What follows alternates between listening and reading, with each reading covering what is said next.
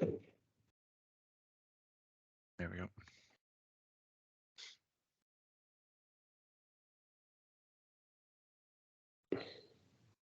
All right, over to you, James. Okay, all right. It was a big pregnant pause there, wasn't it? Look, I'm not going to say much this morning. What I would say is that this is a really good opportunity for us to reflect on all of the work that collectively we are doing in the field of supporting veterans. I want to thank you all for being here. I hope that everyone does get on who wants to be on the call. And I know we've got representation from a lot of organisations, so that is really powerful and really important. And we've got some really good things on the programme today. So as I say, it's a really good opportunity to reflect on all the good work that's going on. And I guess there's no better time to do it than today, when we'll all have, I guess, personal reflections on family, reflections on those we love, and just reflecting on the debt of gratitude that we owe to everyone who served and is serving in the armed forces.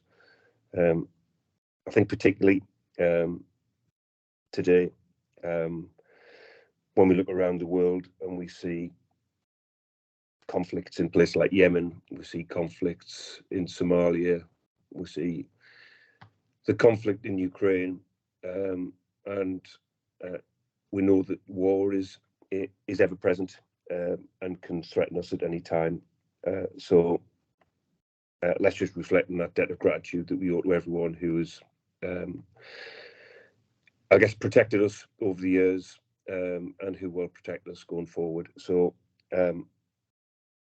I won't say any more than that, just to say thank you. I'm really looking forward to the bits of the programme I can join. I have to leave sometime around 10:30 because I'm going to a remembrance service here at St Nick's. But I'll be with you as long as I can, and I look forward to listening, hearing, and experiencing with you everything that we've seen here today. So thanks very much. That's great, James. Thank you very much for that, and thank you for all your help and support within the Veterans Network over the past year. It's been really, really helpful, and we've been really appreciative of that. For those of you who don't know me, my name is Austin O'Malley. I'm the Suicide Prevention Lead for the Northeast North Cumbria ICS and Project Manager for the Veterans Northeast North Cumbria ICS as well. Just to make you aware, we do have a break that is scheduled after the event, sorry, after the 2-minute silence. We will be breaking at 11 o'clock for 2 minutes. I'll ask if people could turn off their cameras just as a show of respect. But with regards to anyone who feels that they may need to stop and to step away or leave and come back in, if there's anything that you feel that you may find triggering or anything upsetting, please please feel free to do so. You can jump in and out as often as you'd like, and if there's anything we can help with, please get in touch. And that's pretty much it for myself. Only to say, really thank you to everyone who's on the call and everyone who's been part of presenting their work today. It's been amazing the amount of organizations and companies that have gotten in touch to support this today, and yes, thank you very much for that. So yeah, as I say, we do have a jam-packed schedule ahead. So first of all, I'd like to go on, and we have a poem that our very own Dr. Sarah Troyton has recorded. So if we'd like to maybe start that off, please, Becca. Thank you very much.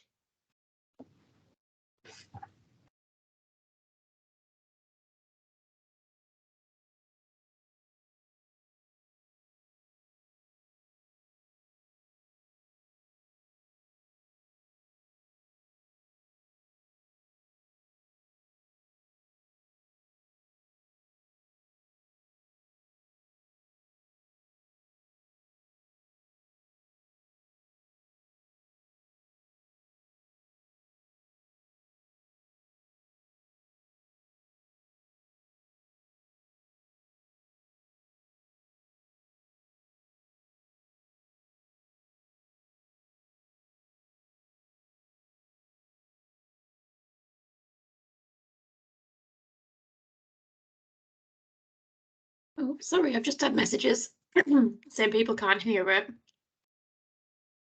I'll try this. Right, if someone shout up, let me know if you can. Oh, well, yeah.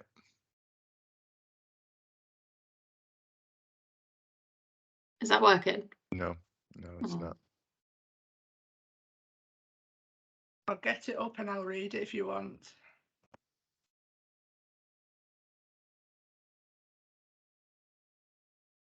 That sounds like a sensible low-tech plan to me. I think so. It's what I was Don't trying feel to, it was don't what feel I like was you have trying to, Sarah. avoid. It was what I was trying to avoid, but I will do it anyway. So just bear with me.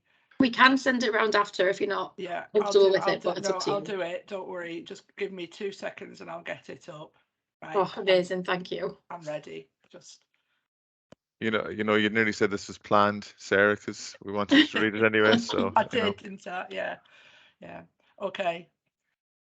And death shall have no dominion, by Dylan Thomas. And death shall have no dominion. Dead men naked, they shall be one, with the man in the wind and the west moon. When their bones are picked clean and the clean bones gone, they shall have stars at elbow and foot. Though they go mad, they shall be sane. Though they sink through the sea, they shall rise again. Though lovers be lost, love shall not, and death shall have no dominion. And death shall have no dominion under the windings of the sea. They lying long shall not die windily.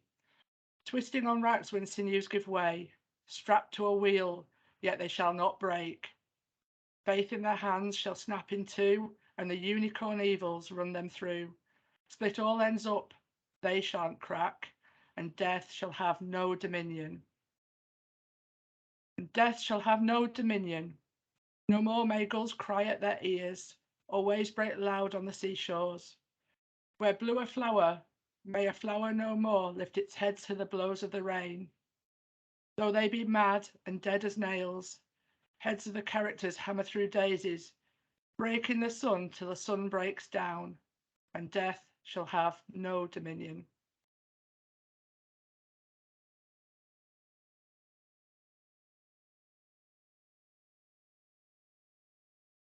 thank you, Sarah. Thank you very much for that.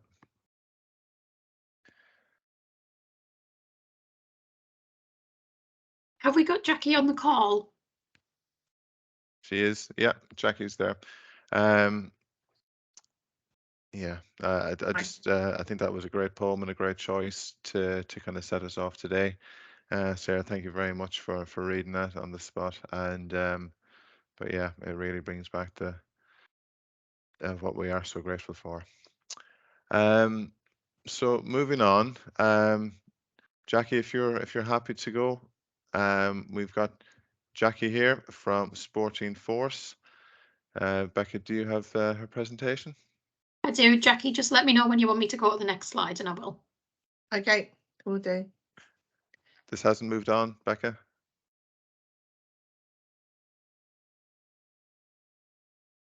Has it now? No. No.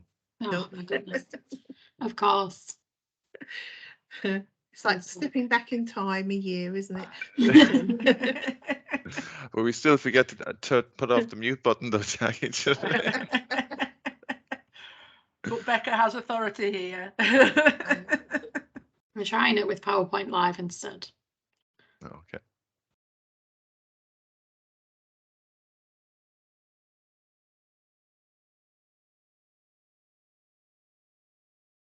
Did everyone see that go along? Yeah. Yeah, That's there you it. go. That's Thank you. Thank you. Well, how do I follow that poem? Right. Hello. Hi. My name's Jackie Nicholson. I'm the COO at Sporting Force. Sporting Force has been around since 2016 as a charity. We support veterans and reservists and those that are service leavers through the transition into employment in sport. That was our core function prior to COVID. During COVID, we shrunk our footprint to the northeast, Yorkshire and North Cumbria, and started delivering wellbeing support to the veterans during COVID when we couldn't get into the professional sports clubs, and also after restrictions were lifted, because there were still red zones. That led us to be asked to apply to be the portfolio lead for the Veterans Places, Pathways and People programme. I'll be perfectly honest, we're a very small charity, never expected to get the honour of being the VPPP portfolio holder, but we are, and we cover from the borders at Berwick down to Hull and across to North Cumbria. We've got 7 projects running. There's been a couple of projects that had to drop out through nobody's fault, planning permission for new gardening sites and whatever, but we've still got a strong contingency, and we are building on the portfolio, and we'll be able to announce the new partners very soon. Next slide, please, Becca.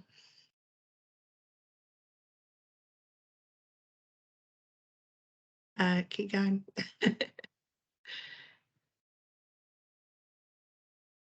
I think there might be a bit of fading in and fading out, so if you just keep going. Did that text come up?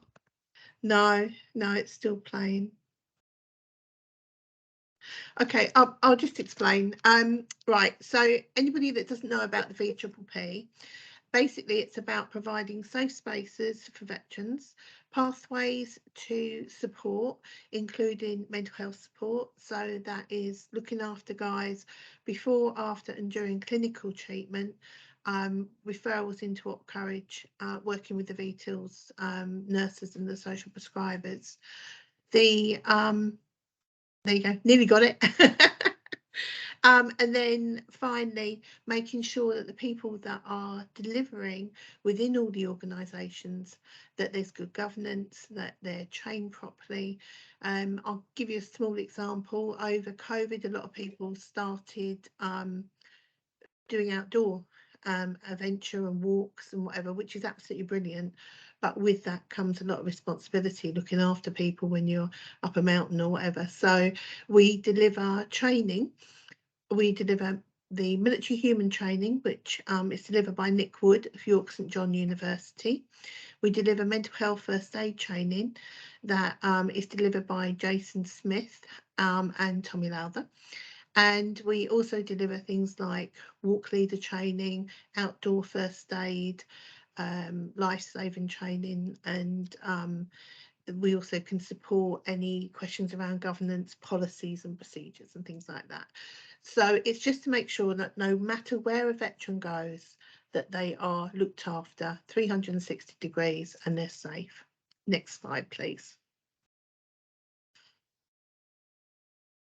So we have the Op Courage North region, Northeast region. So you can see we've got the north of Cumbria and all the areas that I said earlier, Yorkshire, Humber and South Yorkshire. Next page, please. So to create the portfolio, what we initially did was source the information that we needed. We spoke to all the partners that we currently worked with. You can just keep going, Rebecca, it will just fill up. There you go. We used a lot of veteran voice as well in our application. We asked them what they needed, where they needed it, and how they want it delivered. Next page, please. And again.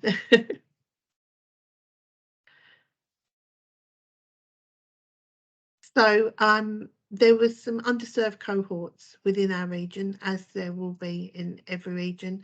Those veterans that find it hard to step up to ask for help, those veterans that already feel like they're not part of the armed forces community. So when we were looking for partners, we were looking for people that actually worked within these cohorts already and could support the V3P portfolio as a whole. So we worked with Age UK in Darlington, where we are, but also we have 2 partners up in Northumberland and North Tyneside. So they're working with older veterans and veterans with dementia. We work with Care After Combat, who are working in the justice system. They work with veterans who are in prison and when they come out. And we have Damien embedded into our hub in Darlington to support all the guys. He also goes into all the prisons and works with another guy called Gordon. And then we have April, who sadly is so good at her job, she's getting promoted. So we will have a new April from Defence Medical Welfare Service. So do you want to keep going through the slides, and Rebecca? Keep going. Oh, that's us. Keep going. I didn't realise what a control freak I was. Right, okay, that's just telling you about Sport Force. Keep going. Yeah, there you go. So Age UK, and then they're working with the older guys. And then next slide. We're also working with lots of other smaller organisations that aren't part of the V3P but have veterans there. So we work very closely with Jim Owens, Operation Veteran. We work with Andy Camus over at SEAM. So, you know, it's all about collaboration and partnership. The whole V3P is about working together for the benefit of the veterans. Next slide, please, Rebecca. So care after combat, that's Damien. Like I say, he hot desks in our offices, but he's also out and about visiting guys in prison or guys that have just come out. He supports them through getting into work, getting into accommodation, and also introduces them to social activities via ourselves and other partners. Next slide, please, Rebecca. And again, please. Defence Medical Welfare, next slide please, Rebecca, is April, or was April. April attends most of our social activities, so she's there because we all know that it's a lot easier to ask somebody for help if you're sitting on the side of a hill looking over a lovely view, or you're playing golf, or you're doing something, and you don't have to sit there face to face over a coffee table. So a lot of her referrals come when we're actually out and about in the outdoors and doing things. So she can support people with from their filling out the PIP forms to getting them registered with their GP or their doctor. She can source funding for them if they've got a medical need. So she'll still be involved, but she's been promoted up, so she'll be doing a better job a little bit higher up the ladder. Next slide, please, Rebecca. Okay, Fighting with Pride. Kate Husband is on the call today. Kate supports the LGBT plus community in the Northeast, and she's out and about, and I know that she will come and speak to any of your organisations. She probably will chirp up later and tell you how to get in touch with her, but you can always get in touch with any of the V3P partners through our website. Next page, please.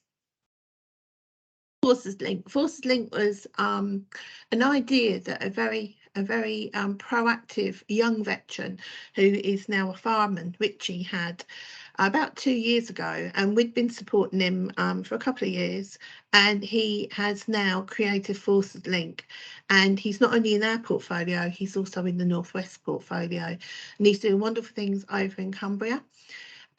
We do need more over in Cumbria though, so if anybody out there has got any veteran support organisations or any activities going on for veterans in Cumbria, please get in touch and we'll put you through to Richie. Next slide please, Rebecca. Hull for Heroes. I don't know how many of you will have come across Hull for Heroes. They're amazing. Basically, they are our further south component of the portfolio. They do everything with steroids. Honestly, everything's full on. They've got football teams, they've got rugby teams, they have they're building a village for homeless veterans, and they're in the process of building their new hub. They support the bottom end of our portfolio, and also getting their minibus and come up. They were playing football last weekend at Sunderland. So again, if you've got any veterans in that area that needs help, that needs an arm around the shoulder, or needs some practical help, please get in touch and we'll put you in touch with Hull for Heroes. Next slide, please. Oh, that might be the last one, actually. Yeah, it's the last one. So, yeah, I'm afraid that I hadn't put the last slide on because we all use this presentation. Last slide should have had my contact details, so very sorry for that. But if you go on the website or you go on our Facebook, you'll find us, and I'm sure Rebecca will be emailing out contact details anyway after the meeting. So next Friday is very exciting for us because we will be opening our new Recovery and Wellness Centre in Darlington. It's been opened at 11 AM on Friday by the Lady Mayoress, and we'll also be announcing our charity partner for the next year, and working alongside Ian Botham of Beefy's Foundation. So if any of you can get along to that next Friday in Darlington at Blackwell Gate on the for 11 o'clock, please, just email me through if you've got any food allergies or dietary requirements or anything, that we have them too. You'll all be more than welcome. It's opening at 1 for the general public and for veterans to come in, because if everybody came at once, it will be a bit of a squeeze. But if there's any questions at all, you can email me at Jackie, and that's QUI.Nicholson@supportingforce.org. And thank you for giving me the time to speak today. Thank you. That's brilliant, Jackie. Thank you so much for giving us all that information. And there's loads and loads there throughout the entire footprint of the ICS. So thank you so much. Just quickly, we do have a few minutes. Does anyone want to ask Jackie anything while we have her? Anything around Sport and Force at all? No. Oh, Ian, if you'd like to come through. Not a question, just a request, Jackie. If you could just pop your contact details in the chat, that would be fantastic. Okay, will do. Thank you. Thank you. Excellent. That's brilliant. Thank you very much. So yeah, so we're slightly ahead of schedule. So the next presentation is Walking with the Wounded and Tommy Watson. I believe Tommy is on the call. I'm not too sure if he is. Is he not? No, Okay. I have dropped him an email, but I haven't heard back. Right. No, that's fine. Okay. Kate, would you like to, if we moved on to Kate's presentation, Kate, if you're happy with that? Yeah, and we can hang come on. back Is to it me, Kate, or the other Kate? Kate, Which Kate? Kate Watson. Oh. I'm not sure if we've got Kate on the call either. No? Oh dear. Right. No, we might have to loop background if we get people in later. Yeah. But no, I don't think we've got Kate on the call, do we? No. I couldn't see her. Right, not to worry. So so Kate's story and Bryony? I think I've seen Bryony, I think. Bryony? Morning. Can you Morning, hear me? Bryony. Yeah, third time's a charm. That's great. Brilliant. So I am standing in for Andrew Cummins today, so please bear with me. I'm a counsellor at the Trust. I'm not the voice. And this is not me, so apologies guys before we start this. If we go on to the next slide. Look.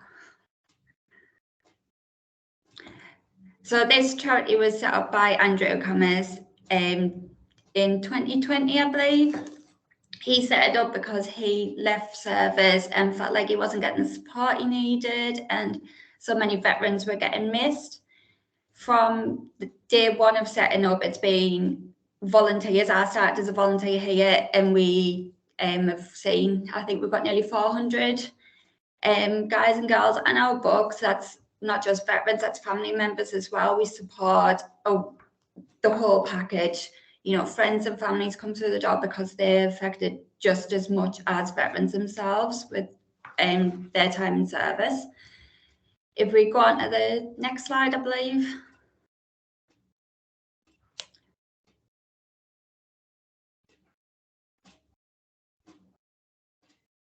I'm not sure if it's come up. Oh, has it not worked? I think, yeah, I can see bits of it. Yeah, it comes through social and inclusion. Yes, our social inclusion part is one of our main parts of our charity. It supports our mental health programme really well. It helps service leavers when they've left their time in service and they struggle with, you know, getting back into civilian life, getting back into a normal working routine where they don't have that brotherhood anymore, learning the social skills that are needed and understanding how civilians behave and react to their sort of way of life. It is beneficial in so many different ways, and also to get our service users to tell us what they need from us. So we've got, I think on the next slide, I believe, we've got a lot of things going on. I would say our Fridays is probably the best that we have going. We have a woodwork group. We work really well with the community centre next door, and they do arts and crafts, which we've actually found a lot of veterans enjoy. They didn't to start with, but they get in and sitting around with each other. They talk about past experiences. They talk about the mental health. They open up, and it's that safe environment where they can have those discussions. And if, you know, things get too much, they get too emotional, there's staff about where they come and tell us, and we take them on side. We have a couple and talk one-to-one with them. We do a model club where the veterans will make things and the family members, and they'll put them on display. Last year, I think we had a display for the Remembrance group down at the seafront. We also do a photography group every week, and we go out to different locations. We provide the equipment if the veterans don't have it themselves, but we also bring in the veterans' children. So we have quite a lot of children that come with dads, grandmas, uncles, aunties, mums, and it helps them talk and be in that safe environment where they can openly talk about how things have affected them and how, you know, traveling about the world with a parent in service has impacted their lives and what we can give to them. We have a sensory garden project going on. At the moment, I think that's at a standstill because of the weather. We've had a lot of bad weather being by the sea. So we're hoping to get that up and running and have a sensory garden. At the moment, the guys are making wooden benches and wooden statues in our woodwork group on a Friday. That's going to be put in our sensory garden. We also have a free lunch where it's a safe place where people come along and talk about how they are struggling with the finances at the moment. They're struggling with the cost of living and how they can't afford, you know, gas, electric, and school uniforms, Christmas presents, and, you know, they catch us and, you know, discreetly we can give out food parcels. There's no judgment or anything else, and we feel like it's a good way that where staff sit down and have food with them. We're all as one, and we talk about what's needed. Next slide, please. So we have case management that is having a change about at the moment. We've got one lady that runs case management, Linda, and she's just taken on 2 new members of staff. And we have a direct approach. Our case manager is the first person they'll speak to, and we will then direct them into, we have an addiction program run by Angie, who served herself for 18 years.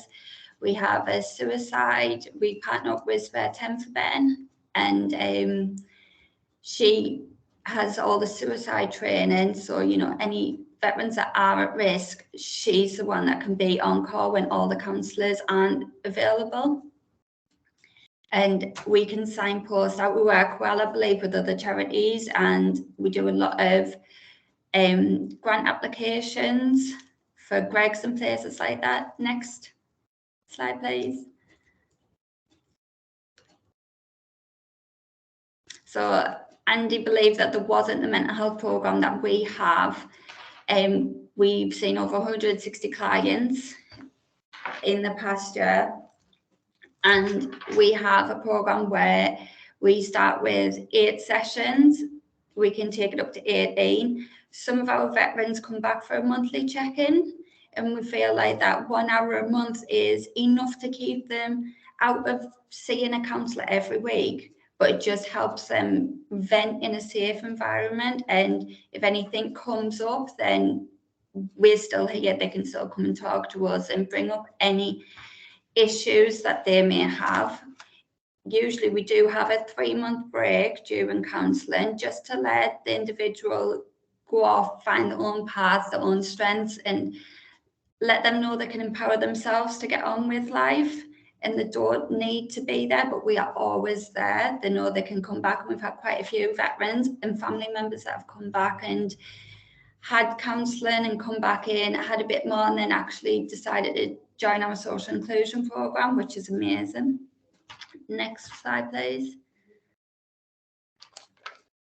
So case management, we deal with a lot. On a first Wednesday of every month, we partner with other organisations to help with, I think it's Veterans UK. We have AFOS in to help with housing. Stephen Winter is amazing with all that. And we did have Walking with the Wounded. I know Laura Wade, absolutely amazing, but she is always there to talk to, phone call, email. She is amazing, and it's good to partnership with other charities, like Jackie said, and, you know, throw around the ideas, see who can help, who can't help, and understand what each of us do for the veterans. Next slide, please. I don't know if that's froze or... I think that might be the end. Yeah, I haven't got any other ones. I don't know if it's cut some off.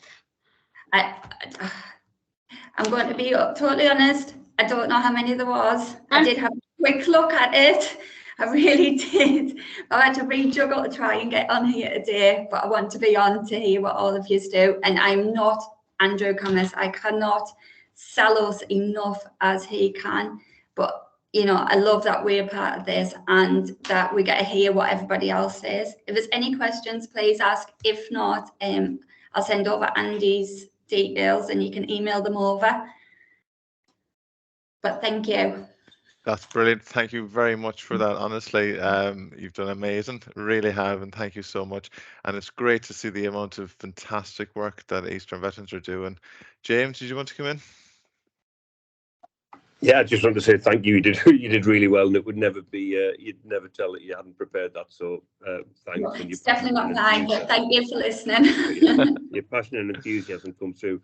I have to say, you know, for something that just started up in 2020, and you say you've gone from 0 to 400, supporting 400 family members, veterans, it's pretty remarkable. But it just shows the need that's out there, doesn't it? It really does show the need that's out there.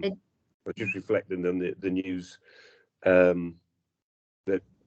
struck me, and maybe it didn't strike you as much, that 4% of the adult population identify themselves as veterans. It's 1 in 25 people. It's a significant number.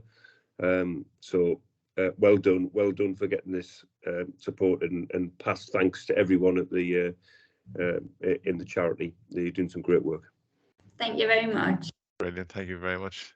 Has anyone got any other questions or comments before we move on? No, that's great. Just a couple of things in the chat. Spirit and values of Eastern Veterans. That's fantastic. So that's great. So just moving on, I know we've had to move things around. I don't believe Tommy Watson has joined us for fighting. Sorry, we're walking with the wounded. No, but I think we've got Katie now.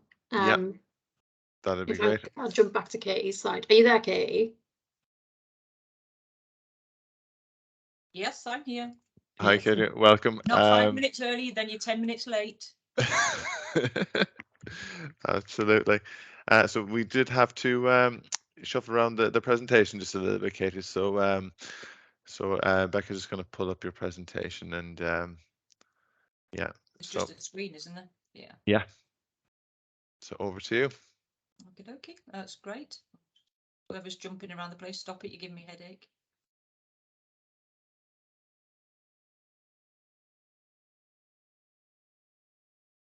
Oh, well, There we go. That's it. That's great. Thank you very much. Good morning. I'm Katie. I'm head of chaplaincy here up at Newcastle Hospitals. Former Royal Military Police Captain, came from the ranks, so joined in 1992 as a private soldier, went through the WRAC training centre, off to Chichester, then from there to Colchester, from there straight to Bosnia, served 2 tours during the genocide there, one with the United Nations and then one with 24A Mobile Rapid Reaction Farce. We'd say it was a farce, but farces are funny, so we should have been the Rapid Reaction Force, but there was nothing rapid about us, and our rules of engagement certainly didn't allow us to be a force. And from there I was posted straight to Northern Ireland as a searcher, and from there to Sandhurst to do the 44-week commissioning course. I served as back in my own regiment until 2002, left, trained with the probation service, and then finally made my way, wandered round to ordination training. Came to Newcastle Hospitals as a student on placement, and 15 years later I'm head of chaplaincy and have never left, mainly because I think the Flower Ladies are more terrifying than any other enemy I would ever have met, so there was no way I was going into parish. So here I am. My brief for today was to talk to you about some of the learning and my experiences from my role here in the Trust, and my experiences as a soldier and an officer in the military police in the context of moral injury, which you'll mostly know about comes from the military. At the height of the pandemic, I had 18,000 staff, 1,400 inpatients beds and a Nightingale hospital. I would say beds at the Nightingale, but in reality it was just bed frames because the artillery built it, but the infantry weren't there to steal the mattresses. So we just really had some bed frames. We didn't really have any proper beds at that point.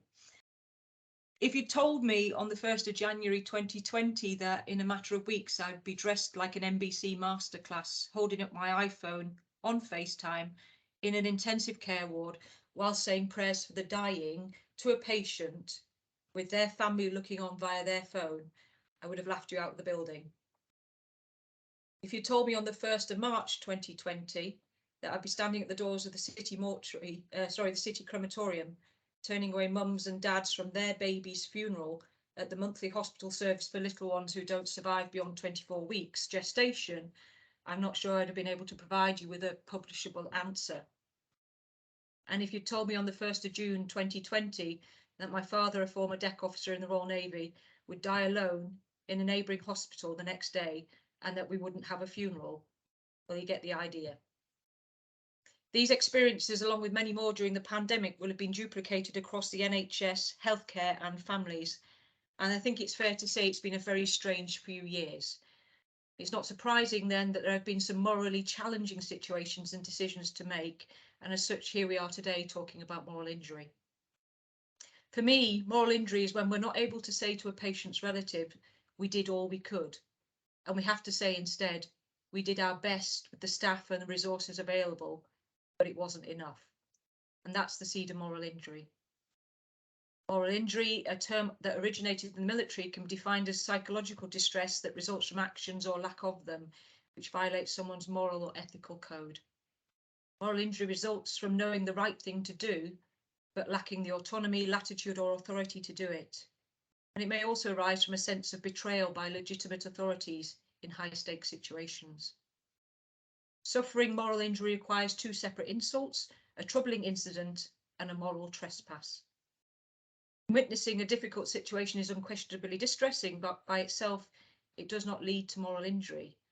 Moral injury requires an element of insult that erodes one's deepest sense of oneself as a moral being, a loss of calibration of one's moral compass, so to speak.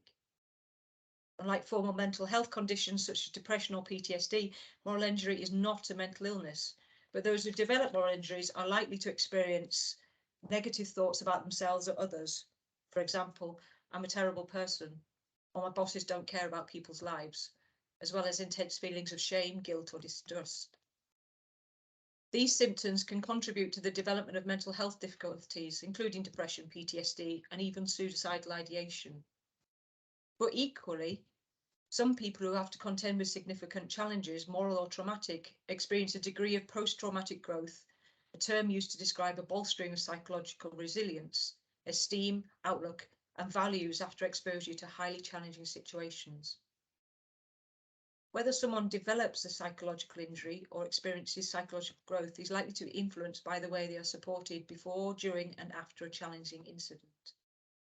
The BMJ back in March 2020 were on the mark when they printed an article which included these words: "These are extraordinary times. There is a pressing need to ensure that the tasks of ahead do not cause long-lasting damage to healthcare staff. They will be the heroes of the day, but we will need them for tomorrow." For hundreds of years, the military have recognised the critical role of junior leaders in maintaining the will and capability of troops to continue to fight, even in the most arduous of conditions. And similarly, healthcare managers in supervisory positions must now acknowledge the challenges staff face and minimise the psychological risk inherent in dealing with difficult dilemmas. And those in charge of resources must provide them with the opportunity to do so. Side note, I don't know if anybody's quite so angry as I am around the whole of the I'm a celebrity fandango that's going on at the moment, just as a side note. Burnout, moral injury is not burnout. Burnout has been used for decades to describe a challenged relationship with work, but when questioned, lots of NHS staff say the moral injury is more akin to how they are than burnt out. No amount of yoga or mindfulness or handing out Kit Kats is going to stop moral injury.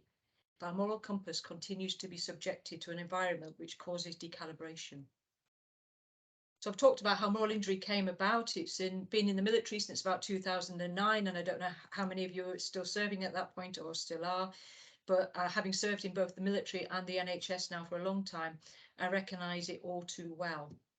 So for me, a couple of examples. I've already made a note of it. In Bosnia, certainly during the early years of the genocide when we were there, our rules of engagement were effectively, even if the Serbs were standing 10 foot in front of us, if they were firing at a 90-degree angle to us, executing people, we couldn't fire back. That kind of time is into me without the conversations I had on the ethics committee here about we have 5 people, we have 3 ventilators, who gets the ventilator? The massacres.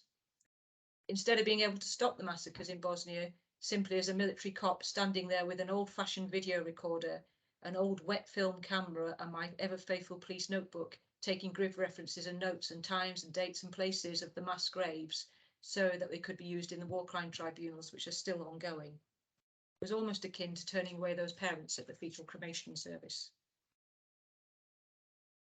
Being a closeted gay in the military police during accommodation searches of other gay military personnel versus being told that I have no feelings because I had to restrict the viewings in the chapel's arrest here to ensure that everybody could get through but maintain the mortuary and chaplaincy staff so that they didn't go down with the bug.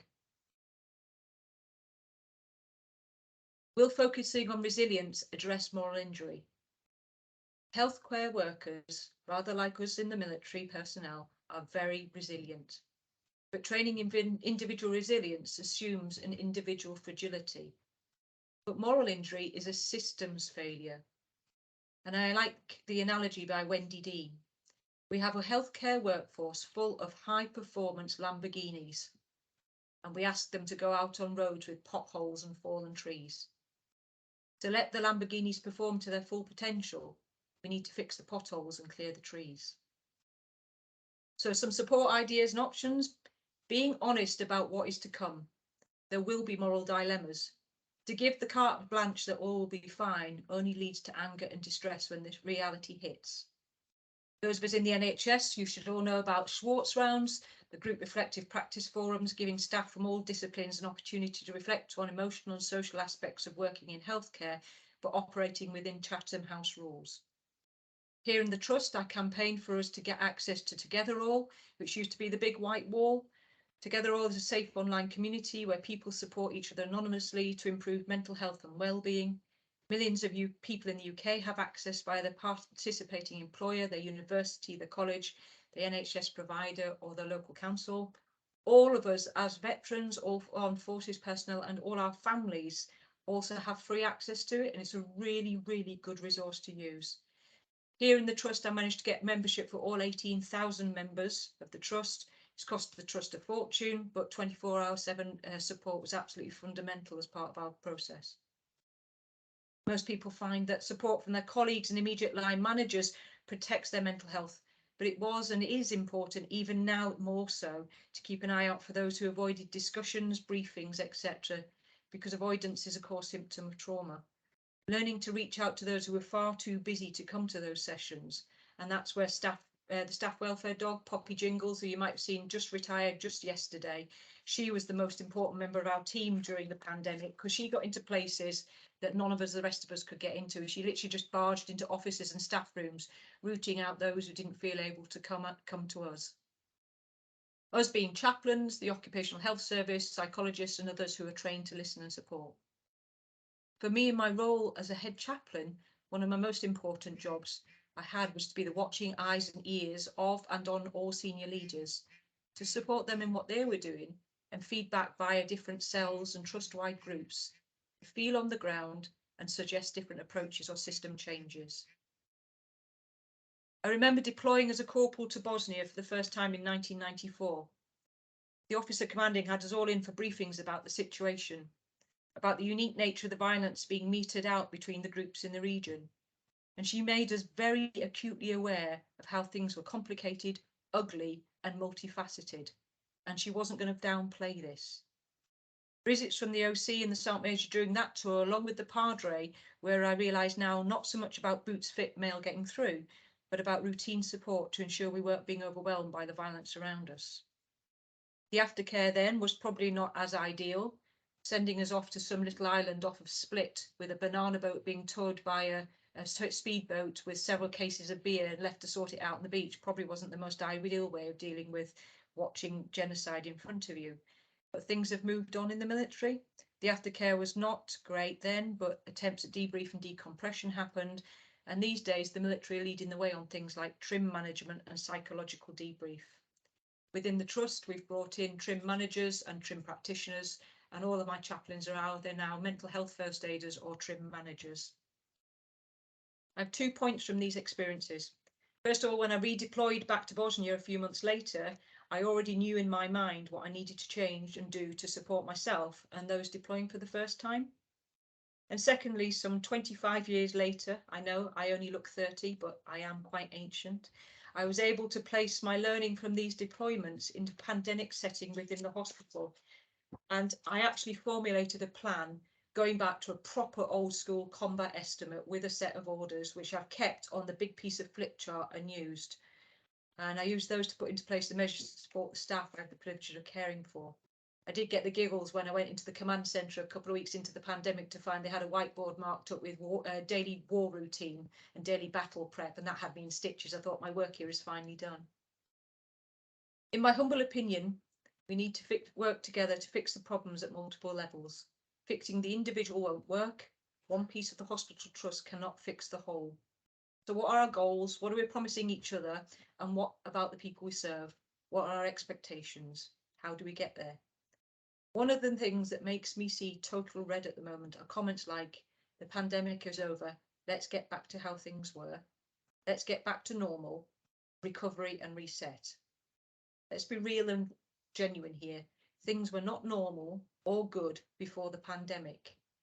We need to have the confidence not to reset and recover, but look at the changes that have been made rapidly sometimes and what we can take forward. There's a lot of work to be done. As an NHS, the worst is yet to come, and there is no one for us to rule on with. So it'd be important to take what we've learned and move forward and not slip back to the old normal. We need to recognise leaders and as organisations that the damage done is going to take some time to fix. Then potholes don't fix themselves, and even Lamborghinis need a service and MOTs. For me as a senior leader, I need to be thinking about how I support my team to support everyone else going forward. When all around are losing hope, how do we keep on being present to the need without breaking? Where should we be looking for our support? As leaders in your roles, I want to ask you to think about what it looks like for you, for your family. What plans do you have in place now for managing not just those you serve, but yourselves? What have you learned from your experiences and how do you take them forward? These are not decisions or conversations or considerations that need to be taken when rounds are going down the tube, which there will be This isn't going to be the only pandemic. The winter's going to be tough. Start thinking about it now. Got a fleet of Lamborghinis. What systems do we need to change or adapt to clear the branches and fix the potholes? Any questions other than whether God exists? Because I'm still working that one out. That is amazing. Thank you so much, Katie, for that, for sharing your experiences up to now and everything that you've gone through. Thank you. Yeah. Any questions? Any comments for Katie? Ian? Yeah, just a comment, I suppose. It's the clearest explanation of how moral injury will impact upon people that I've heard. And I think probably, Katie, because of the lived examples you used to bring that across. But for somebody who have heard plenty about moral injury, but I didn't quite get it, but that has definitely brought it home. So thank you for that. It was some very strong, harrowing, I suppose, examples used, but yeah, definitely impactful. Thank you. That's great. Anyone else? No. Katie, thank you very much for that. And I was just wondering if it might be possible for us to get in touch with you in the future with a variety of different things. I'm going out to, I think I'm seeing Northumbrian next month, North Tees, North Cumbria, and I'm doing some work around the ICS as a whole, but it's something I'm absolutely passionate about. And I think what I haven't been able to say is that we actually, as veterans, as military personnel, we've already got the skills in there to be starting performing and driving forward and using, and this is our time to be able to do that. And I think we have that understanding of heads down and get to it, but also the values of the military: courage, discipline, respect, integrity, loyalty, selfless commitment. Those are all things that are going to be needed certainly over the next 6 months, and who knows what the winter's going to look like for us. But don't hide your lights under a bushel. I said at the very beginning, you military folks, you have every skill that's needed to be there. And even if it's just alongside your team or just alongside one colleague, those are the bits that you can help with. And certainly I'm always around to listen to brothers and sisters of the veterans. That's great. Thank you very much, Katie. James, you wanted to come in? Yeah, thanks for that, Kate. It's James Duncan here, Chief Executive at CNTW. It sounds like you've got quite a few demands on your time at the moment, but I wouldn't mind if we could have a conversation sometime. There's loads in there that I think we could learn from, and obviously you'll link at the Veterans Network, and that's great, and continue to do that. But I'd really like if we have the chance just to have a catch up sometime. No worries. Just give us a shout when you're free. You're a busy man as well. Excellent. Sarah? Yeah, I think it's just a question I was asked by my best friend's son, who's an army colonel. Who looks after you is the sort of question, because, you know, the people at the top who are doing, you know, apart from God, you know, but who else looks after you, and how do you, you know, as a sort of senior person, get that support? It's interesting that I was down teaching at Shrivenham at the Advanced Command and Staff course for the Colonel's course over the summer, doing a similar lecture, myself and Major General Sir Julian Moore, who was Commander British Forces in the Falklands War. We did a joint session together, which played off really well. But that same question came up a couple of times, and I said, well, the biggest learning curve for me in this role all along has been my small children saying to me, Mummy, is there any chance you could try being nasty to the patients and nice to us for a change?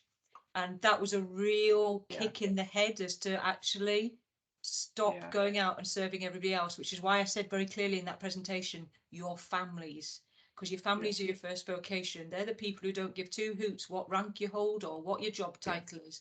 They just need you alongside. And that for me was the biggest learning part about looking out for us. So for me, I'm an ultra runner. You'll often see, if you follow me on Twitter, I'm often up on a mountain by myself running for 3 or 4 days just with a backpack, running hundreds of miles. And my family often say, whereabouts in the country do you want dropping off, because you're vile, go away and don't come back until you've run it off.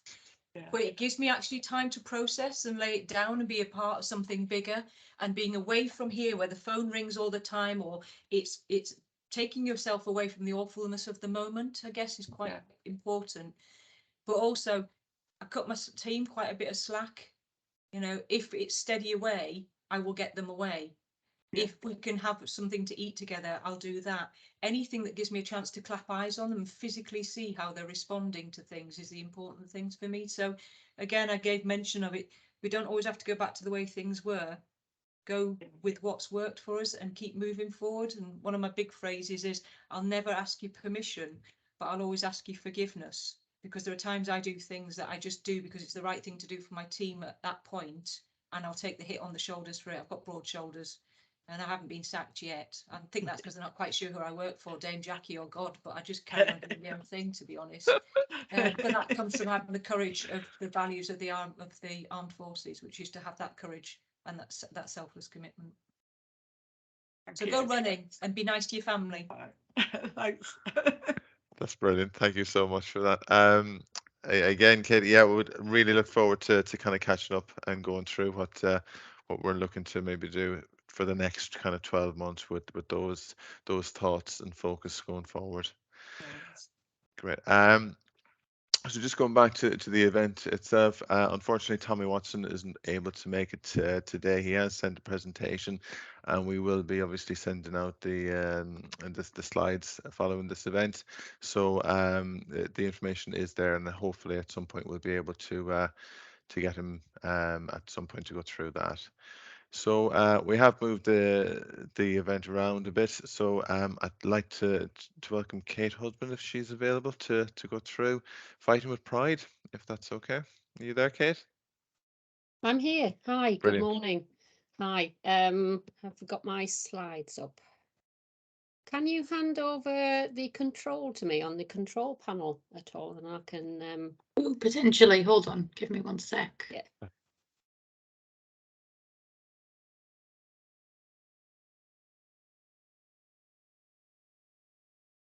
I don't think I can, just because of how the event was set up. All right.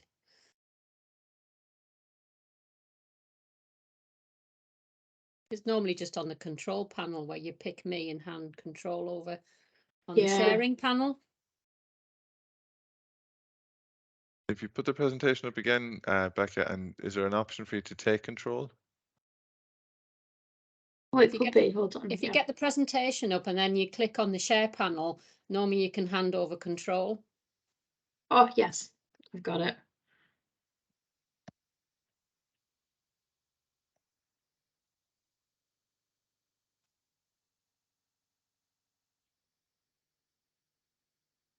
But it will not let me scroll down on the list. Okay. Oh, it says you can only give control to people in the trust. All right. It's just the way that the CNTW sort of thing is. Sorry about that. That's all right. We'll go with the flow, and if I talk on the wrong slide, everybody will just have to keep up with me, basically. Exactly. I'll keep up with myself. Okay. Good morning, everybody. My name's Kate Husband, and I'm the North East representative for Fighting with Pride. Just a little bit about myself. I'm a veteran. I served for 12 years in the Royal Air Force. 4 years before that, I served part-time in the Navy at HMS Calliope in Newcastle, but I joined full-time into the RAF, which is a long story. I didn't go into the Navy, but there we go.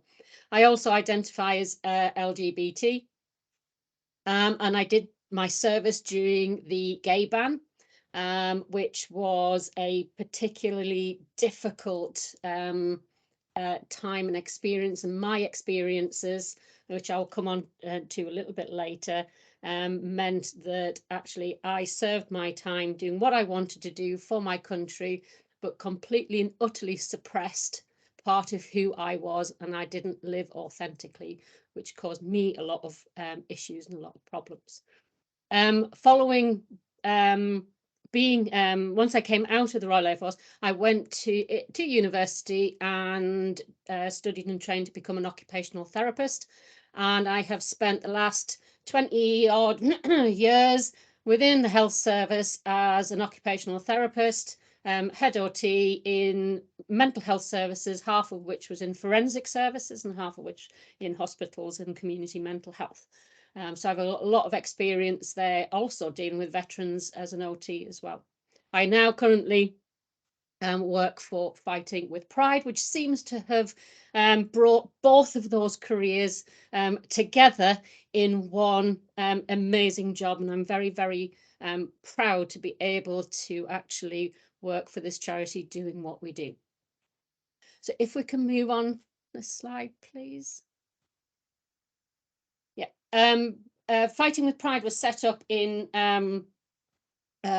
2000 on the 20th anniversary of the lifting of the gay ban, 20 years later. And we're looking to do two things, which is the campaigning to actually address some of the issues that were brought from the gay ban, and also to be able to provide that support for a group of veterans who, let's put it bluntly, have a lot of which have suffered extremely difficult circumstances and experiences. If you move on, please. Yeah. And in terms of the, you can move through to the next slide as well, please. Onto this one, the reason that it was set up in terms of the legacy of the ban, the difficulties and the things that people experienced, the gay ban and serving during the gay ban. I mean, the stories and the experiences that people are talking about now, border on, horrendous, to be quite honest. You're talking about, and I know Katie's sort of like alluded to some of it, but ranging from being administratively discharged to arrest, search, investigation, interrogation. I mean, some of the stories and some of the people that I have sat down and listened to beg a belief, to be quite honest. And I was talking to a veteran recently who was admitted to hospital and underwent psychiatric treatment, basically. And that treatment included ECT treatment as well. So you're talking about the experiences which have stayed with people for life. Not only have they had those experiences, the shame, the guilt from both angles, for being LGBT and also being military and not really feeling as though they belong in either family, to be quite honest. If we move on, please. In terms of the support and the help that we give to veterans, I mean, we're a new charity. We've only been going for a couple of years. We are learning all the time. We are learning. Everybody is different. Everybody's experience is different. Everybody's needs are different. And we are changing and we are growing and we are learning all the time in response to what our veterans need and in response to their feedback of what we're doing. I mean, one of the difficulties that I'm finding when speaking to veterans is they don't feel as though they belong.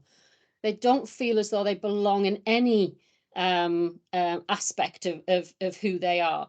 They don't feel as though they can call themselves veterans in a lot of circumstances because they feel as though they were cast out. They were, they left under this, discharged in disgrace for being LGBT. Therefore, they don't feel as though they belong, which means that when they are struggling, they tend to avoid utilizing any military charities or any services or anything like that because of that. And also they don't feel as though they want to talk about their LGBT experiences or the military and the LGBT experiences combined. One of the things that somebody said to me actually in a conversation is that I think it was about 20 years afterwards, they still haven't come out to any friends, any family. And they spoke to me, and for the first time, they actually discussed these issues for the very first time, 20 years after leaving, being dishonorably discharged from the military. And all sorts of different stories, all sorts of different experiences, which we're trying to actually help with. The other thing that we're doing, if we move on, please, is the campaigning aspect of the charity. And we're very fortunate in the fact that the independent review was granted at the beginning of this year, and it is currently underway. And this independent review, which is being led by Lord Atherton, you know, it sets out to get the whole story, as much of a big picture of the story from everybody and their experiences as possible. And you know, we are trying to get to as many people and say, it doesn't matter how small you feel your story is or insignificant, it is significant, it is important, it is valid, and we need to hear from you. We are here to help. If people are struggling, we are here to help. We are here to support people to put their stories through. The final date for that is the 1st of December, and hopefully the review will be completed in May, round about May next year, which will then start the second phase of this campaign, which is then lobbying Parliament, MPs and Parliament to actually do something about this.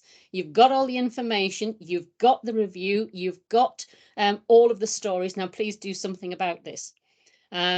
Try to redress the issues. I mean, how many veterans that we talk to do not have pensions? You know, and I say to people, you know, if you think about it, and you're working in the NHS, imagine, you know, you're working in the NHS, you're frightened of telling anybody that you are gay, you identify as LGBT plus, because the NHS says, you know, we don't accept that. And then they find out. And then suddenly they come to you and tell you the NHS don't want you, you're a disgrace to the NHS, you leave on Friday, and you're not going to get any pension. Doesn't matter how many years you've served at the NHS, you're not going to get any pension, and you're going to be labelled as a disgrace to the NHS. Imagine the impact that would have on you, and how, just when you think it in that context, how ridiculous it actually sounds. And having to live then with that for the rest of your life, unable to tell anybody, and then unable to, or feel shame that you ever actually deemed to want to serve in the NHS. And this is what we're trying to actually achieve. We're trying to achieve some sort of redress, to actually make amends and actually bring people back into the fold, back into the family, and actually feel as though there is no shame in saying that you served, and there's no shame in actually saying that you identify as LGBT. And see what we can do from that. The next slide, please. We are sending out, I've got loads of information. We are trying to make no excuse in trying to reach out to as many people as possible, because trying to get in contact with LGBT veterans is really difficult. They do not access the normal avenues that you would think. So we are having to go far and wide and use as many avenues of spreading information as we can do to say, we are here to help. We are a lived experience charity. We, you know, we get it, and we can understand, and we can support you. You know, in order to give your story through to the review. Next slide, please. Yeah, beyond the, you know, beyond the review, which is probably our most important thing at the moment, we are looking to actually be that stepping stone, being that first port of call to build up this community, to build up this safe space with which LGBT veterans can come forward and start to actually create links and create a safe space, create a community with which people can start building their self-esteem, their confidence, their acceptance, and a place where people can actually be seen, be heard, be acknowledged, be accepted, and feel as though they belong. And from that, we hope that actually that will then be a stepping stone for other things. The next slide, please. At the moment, what we've started off in a little context and on a national basis, we've done a lot of confidence building weekends and weeks and day trips. We've been to Snowdon.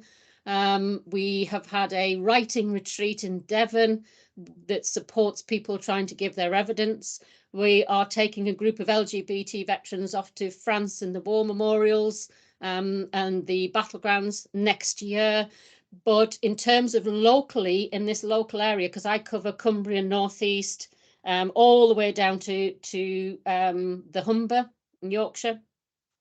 And we're trying to build something locally. So over the next year or two, we're trying to build this community and this safe space for LGBT veterans to come forward and start to regain this family connection into the veterans. And then hopefully what we can then do for whatever needs they require, if it's support, if it's mental health services, if it's some other kind of input that's required, we can link up with all of our 3P partners, the NHS, all the connections that we have in order for them to access the services that they require. Next slide, please. And this year, well, last year, sorry, was the first time that the Fighting with Pride charity was seen at the Cenotaph Memorial Service in London and officially accepted into the parade and to lay a wreath.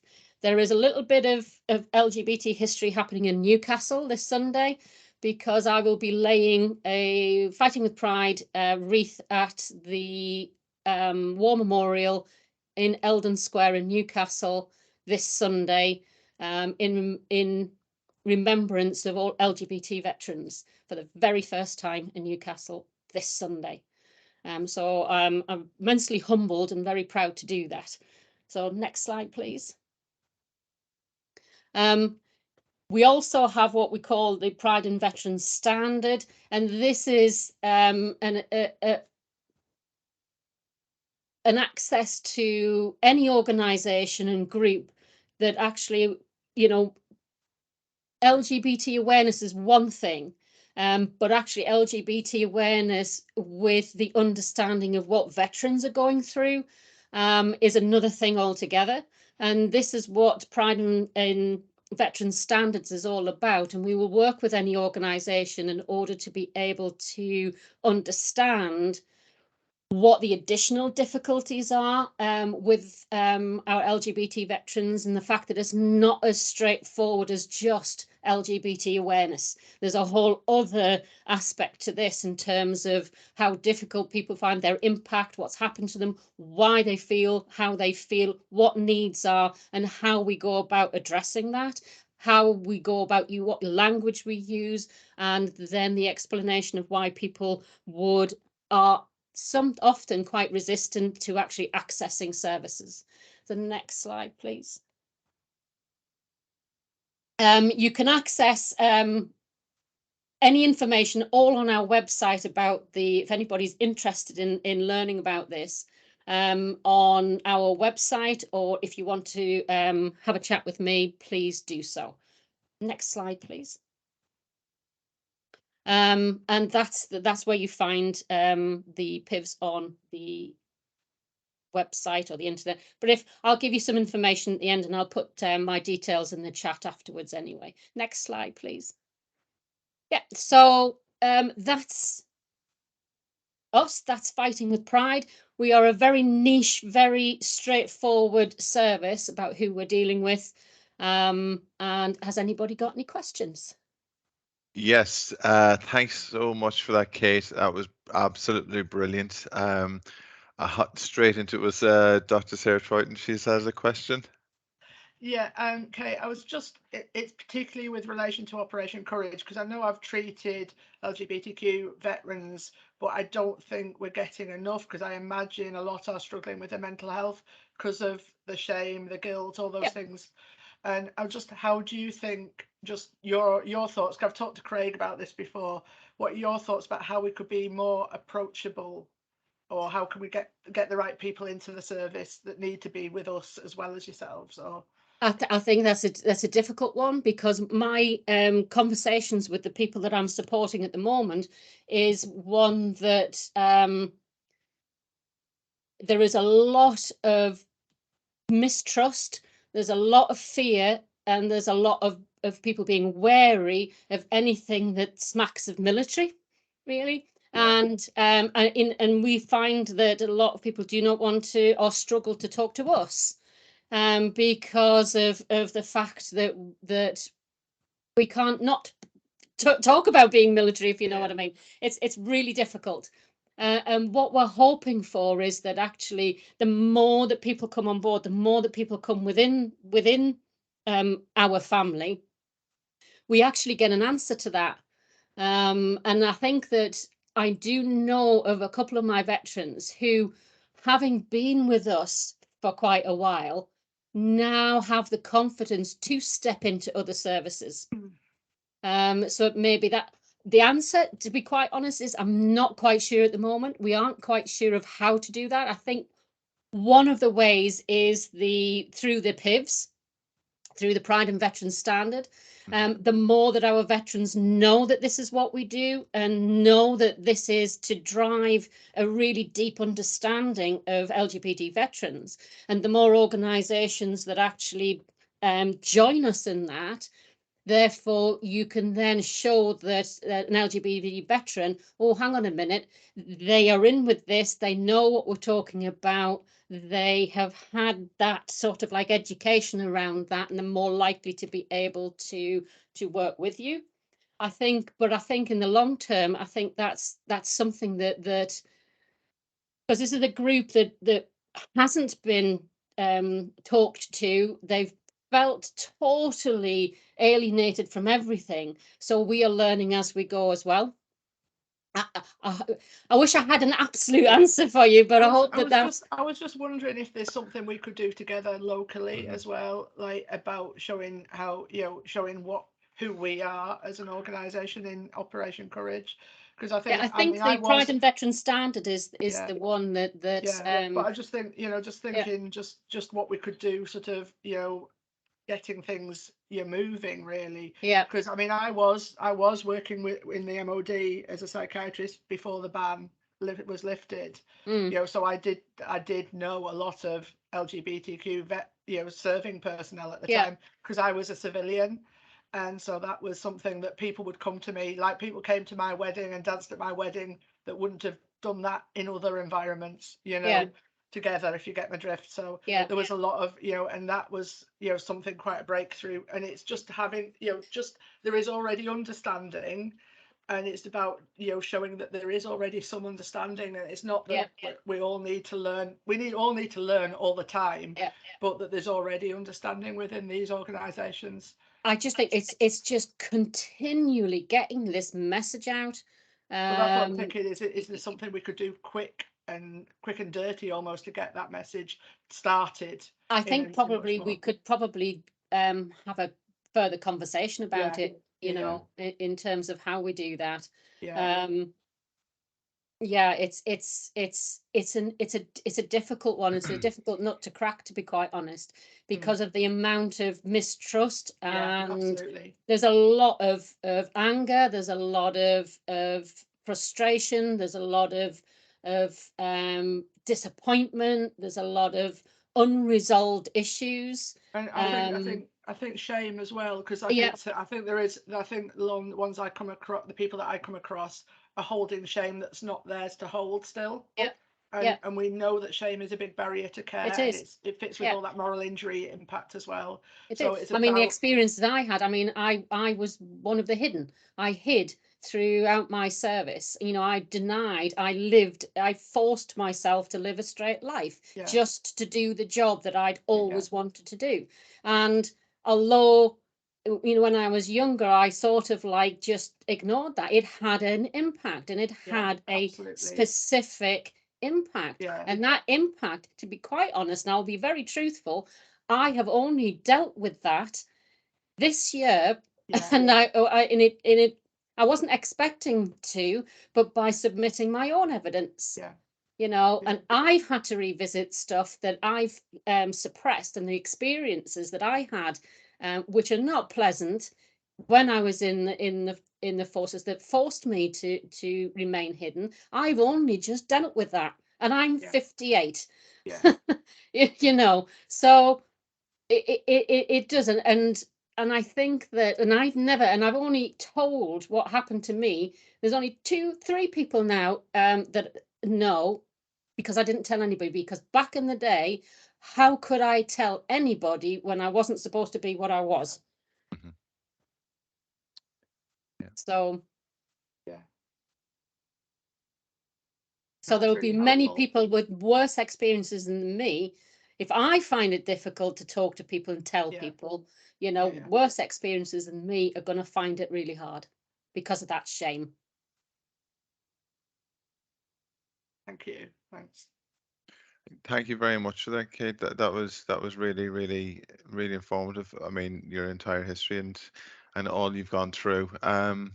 I suppose the question is there anything that we would be able to help and support with regards to fighting with pride from an ICS perspective, getting that information out, getting the word out, asking people for, you know, before the deadline, any of that kind of things that we're, you know, we'll gladly be able to put on our social medias and, you know, the importance of it as well. I have sent some things out, but I could do, because the actual deadlines changed to the 1st of December. We managed to get it pushed back a few weeks. To following, we haven't done anything because of the run up to Remembrance, but from Monday we're going to try and get across all of our friends and contacts, etc. Can we get this pushed out again, you know, to remind people at the 1st of December, because I think we've got around about 600 actual submissions, and there's about 500 logged in waiting to be finally submitted. And if we can get across that 1,000 barrier or target, I think that the more information, more submissions we get, the more clout we have in order to go, the government needs to do something about this. Yeah. I suppose just from our perspective, I know Becca's going to come in and probably go a bit more deeper into it, but I suppose we've got 3 kind of websites that we're able to do just for veterans that are linked to veterans, and that's not including the suicide prevention element as well. So we do have that. So because we are aligned with CNTW and TSAS Weir Valley, you know, we can actually pull quite a lot of those resources as well. Okay. So anything that we're able to do to help, please let us know, because we can easily put that out. Becca, did you want to come in? Yeah, absolutely. Just what Austin said. From the comms perspective, we'll be able to support there where we can. I just wondered if you'd been linked in with Simon Pearson, because I think he would be an amazing resource for you. Who's he? Is he LGBTQ plus network sort of lead within CNTW? He's the staff network lead. He does a lot of work with regards to not only within CNTW but outside of the trust as well. He's brilliant. He does that would be really good, actually. I'll make those introductions for you, Kate. Yeah, that's great. He is honestly brilliant. Yeah, what we're all finding actually is we're finding more contacts, and we're finding more veterans via the LGBT routes than we are via the veterans routes. Way more that are coming forward.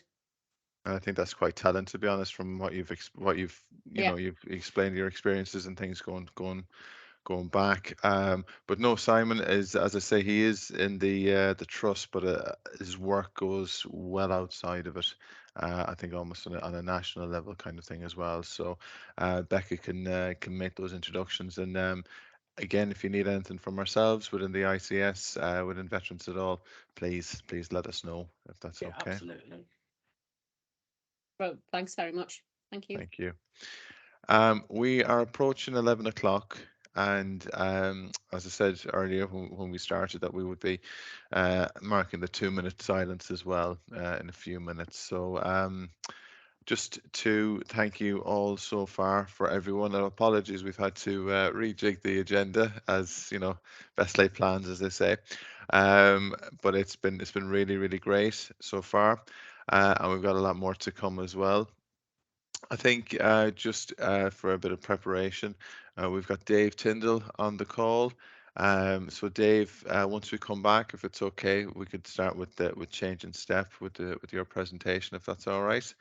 Um, so that should be great. We've James as well. I believe he's just joined. We have a video from James. Hopefully, fingers crossed that the IT will work. And then we've got Sarah, Dr. Sarah Triton as well, giving us I suppose a review of what we've done this past year regarding especially the moral injury summary. So we'll be able to maybe discuss that in a bit more detail as well, and then close up if that's all right. So yeah, so if anyone has any questions quickly before, if everyone's happy with that, um, that's great. So what we'll do then is we'll make sure that the presentation that's recorded is sent out to everyone. We will hold it on our website for people to be able to access it, who unfortunately haven't been able to be here today. We've had there's quite a lot of events that are going on, especially around this time today.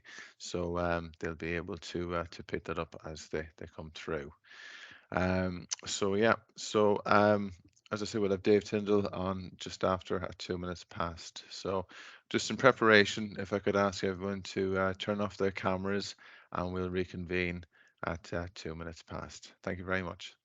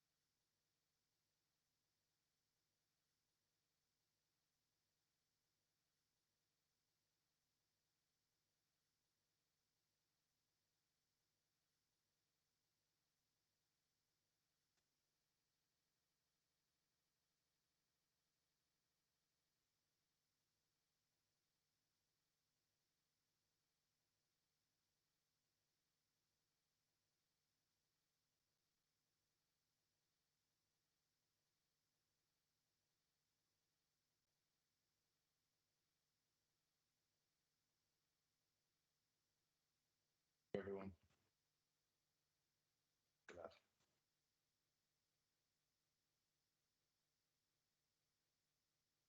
Nice. So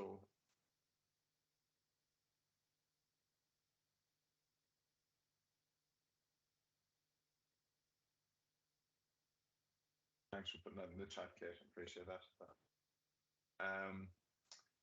Yeah. So Dave Tyndall.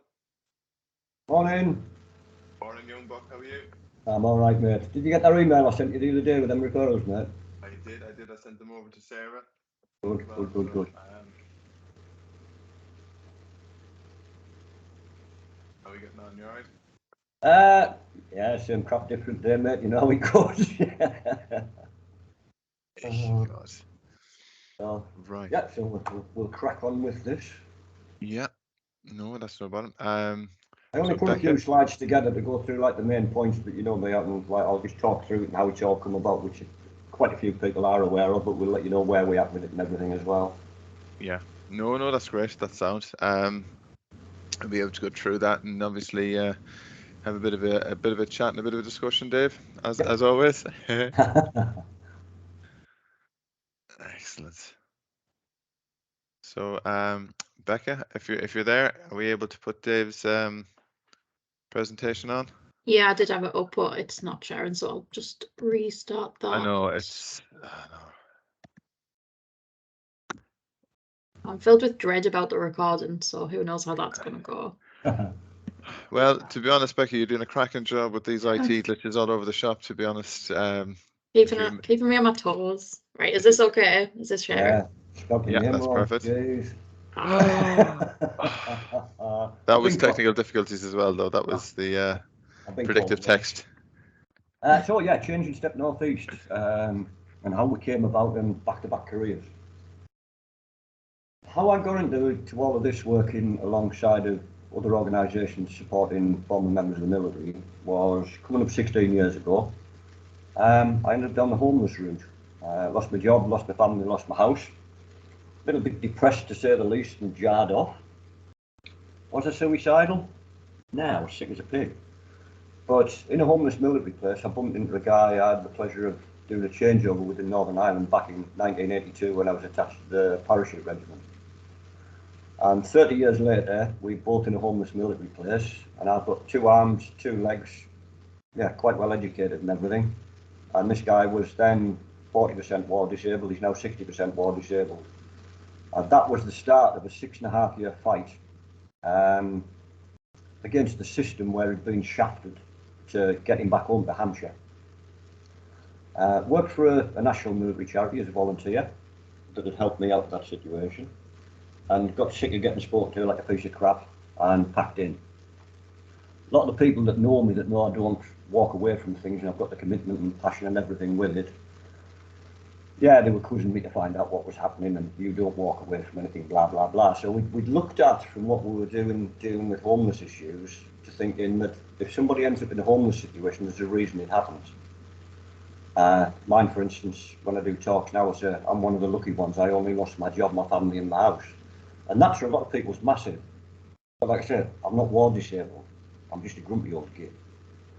So we looked at that if you're just putting a roof over somebody's head and there's issues there, there's a good chance that unless those issues are dealt with, that issue will lead again to homelessness, potentially intervention through suicides and everything else as well. So Changing Step Northeast came about to address a few different issues and where we thought part of the problem started from. And that's in the transitional stages from leaving the military, of where we get taught to basically blank everything out, look down the barrel of a gun and shoot at people, but we don't get untrained out to do that when we return into a civilian life. From setting the organisation up, we didn't know whether to go down a route of being a charity or a CIC. I funded it to the tune of 28 grand out of my own military pensions. And after speaking with Rocky Regan at the Armed Forces Bikers, he asked me, are you in a position to take out 28 grand? I went, you're joking, aren't you? To which he said, well, you're not going to get charitable status because that's not a turnover, even though you've got a board and patrons and everything. You're basically railroading it. He says, if you go down the CIC route, we will work with you, we'll help you, we'll back you and everything else as well. And that's the route we ended up deciding to go down. So we looked at what we call life skills, which is a programme we go through to teach people what's expected of them when they return to City Street. We'll go into that on one of the other slides in a minute.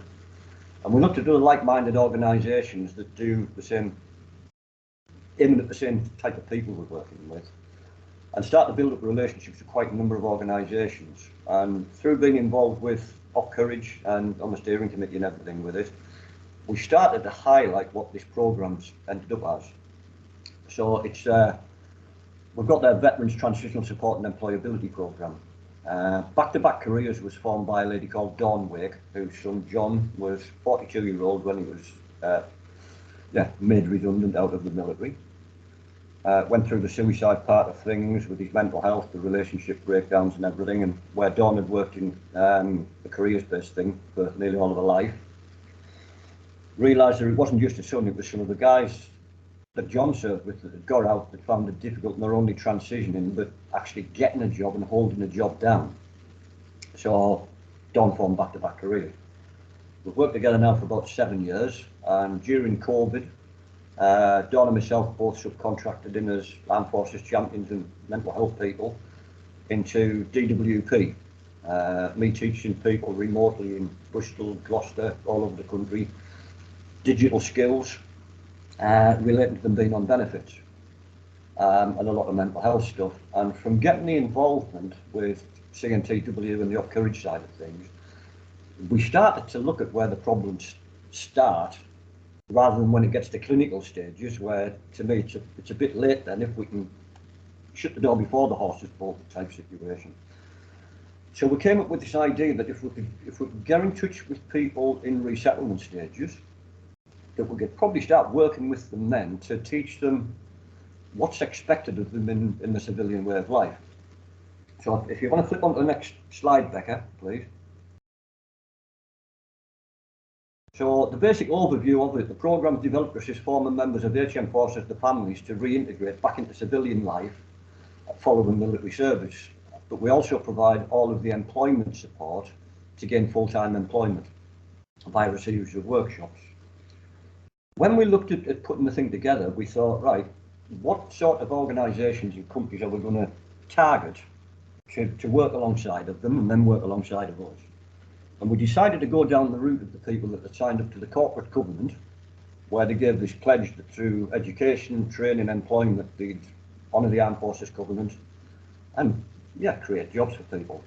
Sadly, a lot of them don't do diddly squat, but we have got a number of quite big organisations that do honour the covenant, that are working with us with some absolutely fantastic jobs and everything. So if you can flip on to the next one, please, Becca. So, as it says there, life after the military, it can be a daunting prospect for a lot of people after they've done military service. How they go about getting their own home, being on benefits, how they go about registering with doctors, even budgeting their own bills and everything. The North East's always been one of the biggest recruiting grounds for the military, and figures that's just been released, I heard from one of the DWP Armed Forces champions yesterday, following the census of a couple of years ago, on there they've actually got a box on there now to state if you're either serving or a veteran. And the figures for County Durham are 70,000 veterans and serving personnel in the County Durham area that's come to life with it. It's quite a big group of people in an area. So with the life after it, where some people have been in care before they've gone in the military, and they've decided to try and get themselves a better life, they've paid 20 quid a week board for the mammies at home, or they've been in care. So they didn't really have much apart from the family background when they went in, and they've never had to do a lot of things for themselves. And everything gets done for us in the military, so we can shoot at people. Not all the time, but it happens. If you can flip on the next one, please, Becca. So the transitional support that we deliver goes through all the life skills part, which covers, as you can see on there, income expenditure. The joke when I was in, and we used to get paid, was how come there's too many days left at the end of the money? Because we'd never worked it out and everything came out at source. So that's a big part of it, to get people to understand what you've got coming in to what you've got going out and why there's a difference. But more importantly, to cover what the priorities are. Not your Sky, not your brand new Apple iPhone or your Gucci shoes, council tax, a massive one. You can go to jail for it. So it goes to all the housing side of stuff. How you go about applying for social housing, what the restrictions are, how to find out if you've got to go down the private route, where to check your own credit score before you spend 200 quid on a reference check and you fail it because you've got a low credit rating, because you've travelled all around the world with the military. How do you find out when you get a house who your current or the previous electric and gas suppliers were? The benefit system, all the loopholes with that, finding doctors' practices, especially the veteran-friendly ones, and then making sure that when you're registered with the doctors, you've got the NHS Confederation codes on that relate to your military service, so they can start and download your medical records from MOD. But it covers a lot of different ones, including people wounded in service and everything as well. And then there's obviously the employment and training side. So if you can flick on the next one, please, Becca. So the employability programme, what it does delivered between the pair of us, we cover everything as two different CICs, with Dawn specialising in all the recruitment side of it, and us dealing with what we're trying to make a secondary part of it, is dealing with homeless veterans. That if we can catch them and work through it, get the roof over their heads, get them into meaningful employment, provide that support package, hopefully that downward spiral doesn't lead to the relationship breakdowns, hitting the bottle, getting in trouble with the police, and sadly trying to commit suicide. So part of the employment bit, with Dawn's mega experience and what we've both done with DWP as tutors, was going through the likes of CV workshops. A lot of CVs from the military says how many sand dunes you've been over in the tank and everything, and basically you don't give a toss in CV straight what you've done. It's all the transferable skills that you've got through your military service and the qualifications and everything. They're not bothered how many rounds you fired down the range and everything as well. So they've got a thing now with CVs where they completely tailor-made to a particular type of job, and they're not bothered if you put on there, I'm a good timekeeper, I'll work as part of the team or individually, and I won't let you down. And you're not bothered about that, because if you get a job, that's what they expect of you. So your main opening statement, you've got to tailor-make it to the type of role that you're applying for. I've got 7 different CVs, for instance. We then go through different interview techniques that people do, and through COVID, a lot of it's been done as we're doing it now on video conference calls and things. Role reversals, which is basically where, we create mock interviews where we put them through the paces and everything. We explain to them what the STAR technique is: situation, task, action, result.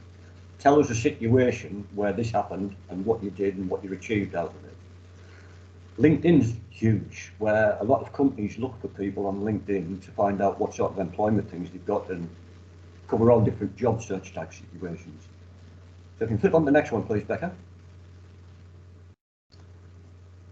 When we put the thing together, we work closely with Austin, Holly, Sarah Charlton even had input and everything in with it, where we thought if we can put this thing together where we're all working together, and if we highlighted there was a need for mental health support, for instance, rather than it getting to that clinical point, we can do an early intervention to get somebody stabilised and work through everything.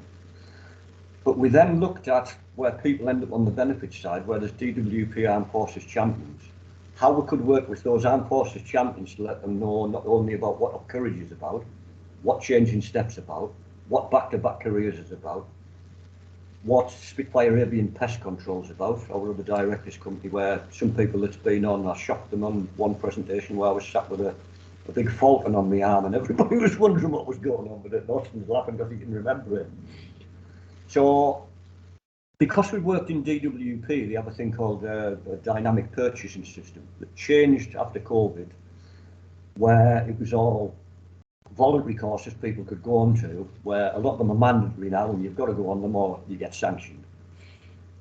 So as of a week and a half ago, the whole programme is now live on Durham and Tees Valley DWP, what they call the District Provision Tool, where any work coaches, not just the Armed Forces champions, that get somebody that they're aware of that's ex-military, can be signposted on this programme where we can work with them over a number of issues, anything to do with housing, with resettlement, with training costs, with employment and everything. And it's open to any former members of the military and the families. But on top of that, the bit that I never put on there is also emergency service personnel. They go through trauma. So police, fire, ambulance. Also merchant seamen that served in conflict zones and all of their families and everything as well. Some of the guys we're working with at the moment are still serving. We're working with CTP and have access to their website to put some jobs on. Some of the real interesting ones we're working with at the moment is with a serving captain who's very well known. He's one of the 60 people to win the Queen's Gallantry Order for personally defusing 14 bombs in Iraq, which were in the hospitals and everything. And as of 2 nights ago, he had a meal with the CEO, the operations director, and some other guy from a big international company that deals with CBRN, which is chemical, bacteriological, radiation, nuclear. They're in the position at the moment of trying to win a £350 million contract through the government, and James has worked on it for 2 years. So he can not only get them sat around the table, but he's a serving captain, and he's taking home 70 grand a year at the moment. He's been offered his major, but to sit behind the desk after Christmas, and he's thinking it's maybe his time after 27 years in the military to readapt back to Civvy Street and go out into the big wide world to get a job. And where there was a job available for £40,000 to £45,000 as a project manager in CBRN, after introducing James to this organisation, they're now looking at the role for James probably about £85,000 to £90,000 a year, because this type of guy doesn't come to the market very, very often, and he's at the top of his game. We've got contracts with transport companies, logistics companies, warehousing companies, real high-tech companies, computer companies, and it's building day by day with the different people we're getting referred to from DWP, where we're all working together. One company, we've got another guy in resettlement currently at Catterick. He's going through the CTP process. He's had an interview with the same company on CBRN. They loved him to bits. He's not due out till January.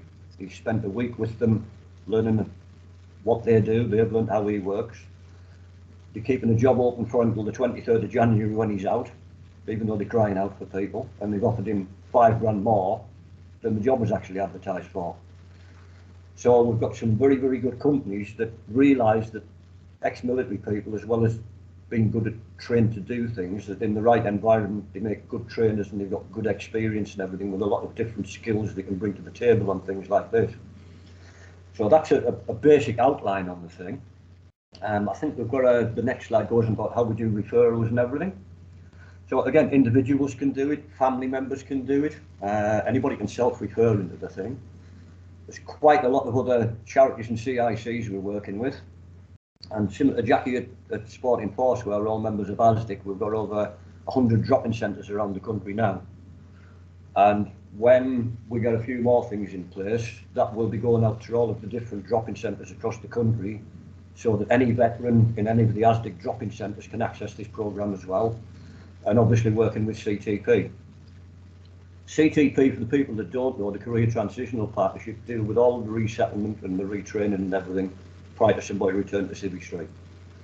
People have got various thoughts about it because of the huge funding and everything it's involved. Some people don't really get on with it and they just stumble through it and get out and find themselves in difficulties because they've never planned on how to get a house or where they're going to settle or anything as well. So if you flip to the next one, Becca, please.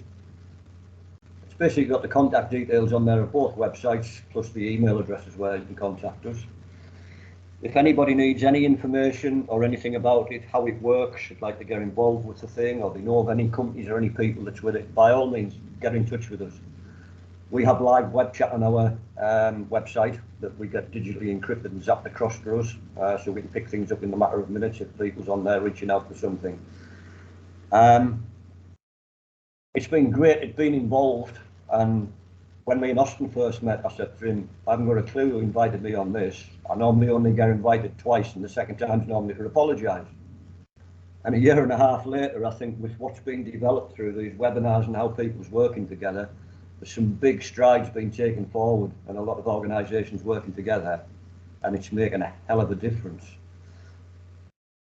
With what we found through working with ICS and Up Courage and everything, this is how this programme was developed from things that we highlighted on it. And again, thanks to, I don't know if Holly's still lurking about in the background, but again, thanks Austin and everybody for the help that is put together, because by working together, this is how this programme's been developed, and it's having bloody good results now for guys and the wives and the families and everything, and letting them know that there is something out there that can guide them through any stumbling blocks they could come through. And that's me. I'm going to stop waffling on, and if anybody's got any questions, I'd gladly answer them. That's brilliant, Dave. Thank you so much for that. And I'm really, really glad to see it's really taken off, and absolutely should. I'm just wondering, just from my own kind of noodle, with regards to changing step, are you still working with veterans one-to-one with regards to, you know, when you were doing the gardening and the outdoors events and things like that? Well, COVID's covered quite a lot of stuff and everything, and where it was all self-funded and we had our own unit, I didn't make a mistake. I transferred my military pensions out into a private scheme, and over the years I've done a flexible access drawdowns and everything, and that company went into liquidation 2 years ago. That created all sorts of problems. Right. That's how I ended up on, the dreaded universal credit, and then subcontracted into DWP. We're slowly starting to get lots of things back into place with different organisations. So it's literally, rebuilding after the pandemic and everything going pear-shaped in everybody's lives. It's more so now on the mental health side of things where we're finding there's huge problems. Yeah. And one of the things that we think the term for it is agoraphobia, the fear of going out, that when everybody's been locked down, we've got a number of people now that will only go out when they have to. And a lot of the time that's people that's on benefits. If you don't go to a meeting, you're going to lose the money. So we're chaperoning people to go to meetings and everything as well, because they have just got this fear of going out after being locked down and everything for 2 years. We're still doing a lot of different things on suicide interventions. Another organisation we work with, we're averaging about 20 or 30 calls a night. We're calling police forces all around the country under Section 136 of the Mental Health Act to do a welfare check to replace the safety if deemed necessary. It's huge, and 20 or 30 calls a night. Currently this year, from the figures I saw the other day, I think we're up to known suicides of not just veterans but serving personnel is up to 48 this year through Veterans Unite Against Suicide. And some of those are serving people. And I'm trying to remember who it was. There's a couple of people mentioned being at Sandhurst. I finished my time at Sandhurst before I got sick and ended up with MOD and non-regular permanent staff as a permanent staff instructor. And last year there was a young lass there that was bullied, who sadly took her life at Sandhurst. There's guys, there was a big spate with the Royal Irish Regiment of guys that were serving down at Turnhill that were killing themselves, about 3 or 4. There's local ones. One of my best friends that I went to school with, one of the 7 people I trust with my life, his son Carl served with the Army Air Corps as an Apache gunner in Afghan. And completely out of the blue, even though Carl had issues with all his earrings shot to bits and everything as well, Carl took his life 4 years ago. And it was just absolutely soul destroying. So now, from all the COVID bit and everything going pear-shaped, when we were talking the other day, I've decided to go down the route of to run the CIC where nobody gets a wage. It's a charity, and my belief is like it should be going to charitable purposes, not paying big massive wages like some organisations. But to do that, you need a job to be able to do it. We've managed to pull back £50,000 of the pensions and all that with Snaffled, and I'm now the official administrator of it with HMRC and everything. But the other 7 people that's involved with it, there's about 300 grand a miss at the moment, and everything with people as well. So over the last couple of weeks, I've been working with a big organisation that's got 70 places in the country. I'm starting full-time with them on Monday after doing loads of different courses over the last couple of weeks as a specialist mental health support worker for adults with everything from schizophrenia, paranoia, bipolar and everything as well. And it's unbelievable how they treat me actually. Where I can pick my own shifts and do what I want because they know what we're doing with the charity. But what we're going to do is, part of the reintegration thing that we feel is to reintegrate military personnel into a civilian way of life. You really need to introduce the civilian people into the military frame of mind so they can see where each other ticks. So we're going to be doing a lot with the companies I'm working with the charitable side of things.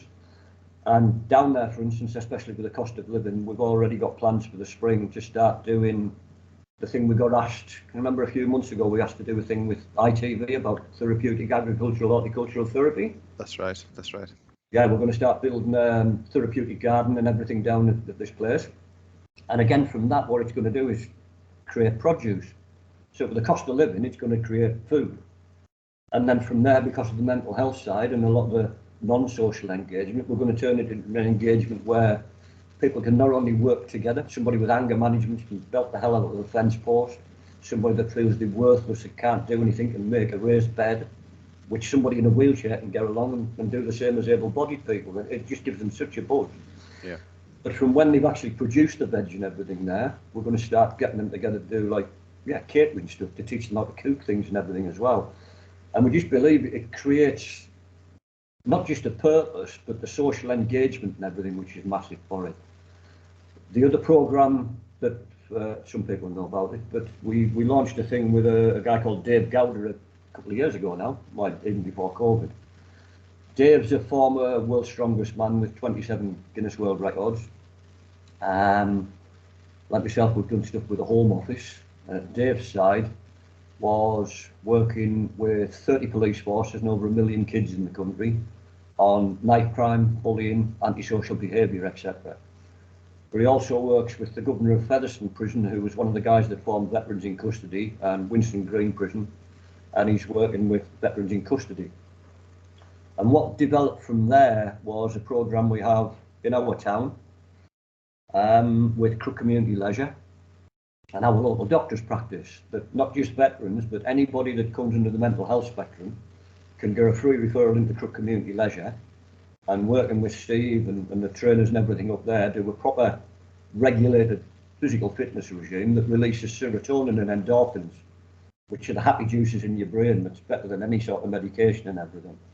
And that's having great results, and it's getting rolled out in different places as well. Brilliant. We have a thing ongoing with Durham County Council, whereby 5 years ago the government put £15 million into homeless reduction schemes with the council, and Durham sat me for 2 years. We were then one of 23 projects that were put forward with a scheme to build a combination of 29 flat houses and bungalows with a drop-in centre, with a computer suite, with a big DIY workshop, with the jobs available at Crook Community Leisure, not only in the leisure side, but in the function side. Now they've got a licence for doing civil ceremonies and everything. It went right the way through the provisional planning. Homes England have spent £94,000 to get it to all that planning stages at the moment. COVID came around, governments changed, councils changed, and it dragged on and on and on. Last spring, it was due to get full planning. It was going to start construction early spring with the first places occupied by October. And that dragged on for another year. And earlier this year, they turned down the full planning permission, even though there's £10 million sat there for it from the government. Yeah. So looking into it now, there's some other unscrupulous people that's got other ideas with the land and everything that's there, with planning permission through councillors and everything. So, you know, maybe there's a bit of kicking off and everything going on, and all the plans have been resubmitted to get it going, and that's going to be a massive, massive change for things. And it's fully funded through the government. Dave, thank you so much for giving us an update with regards to that and that No work. problem. And obviously, I know we keep in touch regularly, so if there is anything that we can help with, let us know. Yeah. But no, thank you so much for that. I was just going to say, I thought the reason they were letting you pick your own shift was because you were going to bring the big bird in and threaten them. I'm doing that as well. Oh, no. That's I'm probably monitoring that why. with the guys down there as well, with the birds of prey and everything as well, yeah. Brilliant. Thanks very much, Dave. Speak to you soon. Thank you very much. Right, we've got a video for James's story. Becca, are we able to maybe start this off? Hopefully. Yeah, we can. I think we've got James with us. I Brilliant. don't know if you want to say anything before I play it or afterwards, James. It's up to you.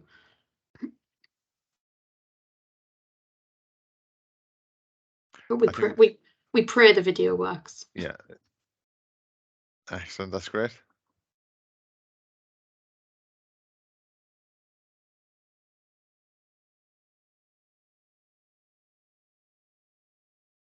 Sorry, Becca, there's no sound coming through.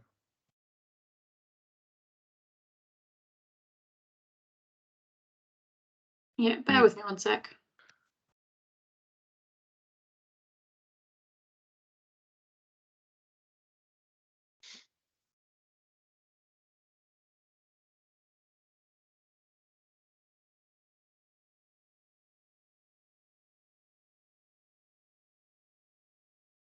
Yeah, James, I've just James has put something in the chat. James, if you'd like to jump on maybe instead, because we have had technical trouble with videos already today. So yeah, if you'd like to.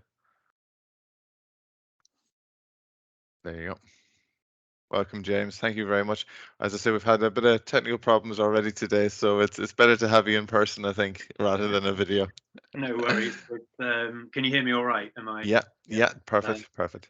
As my wife's a GP and does a load of remote work, I know exactly how the NHS's computer systems work with the IT and with Teams and everything. So she's often, because I'm a complete nerd, it's often a case of a text.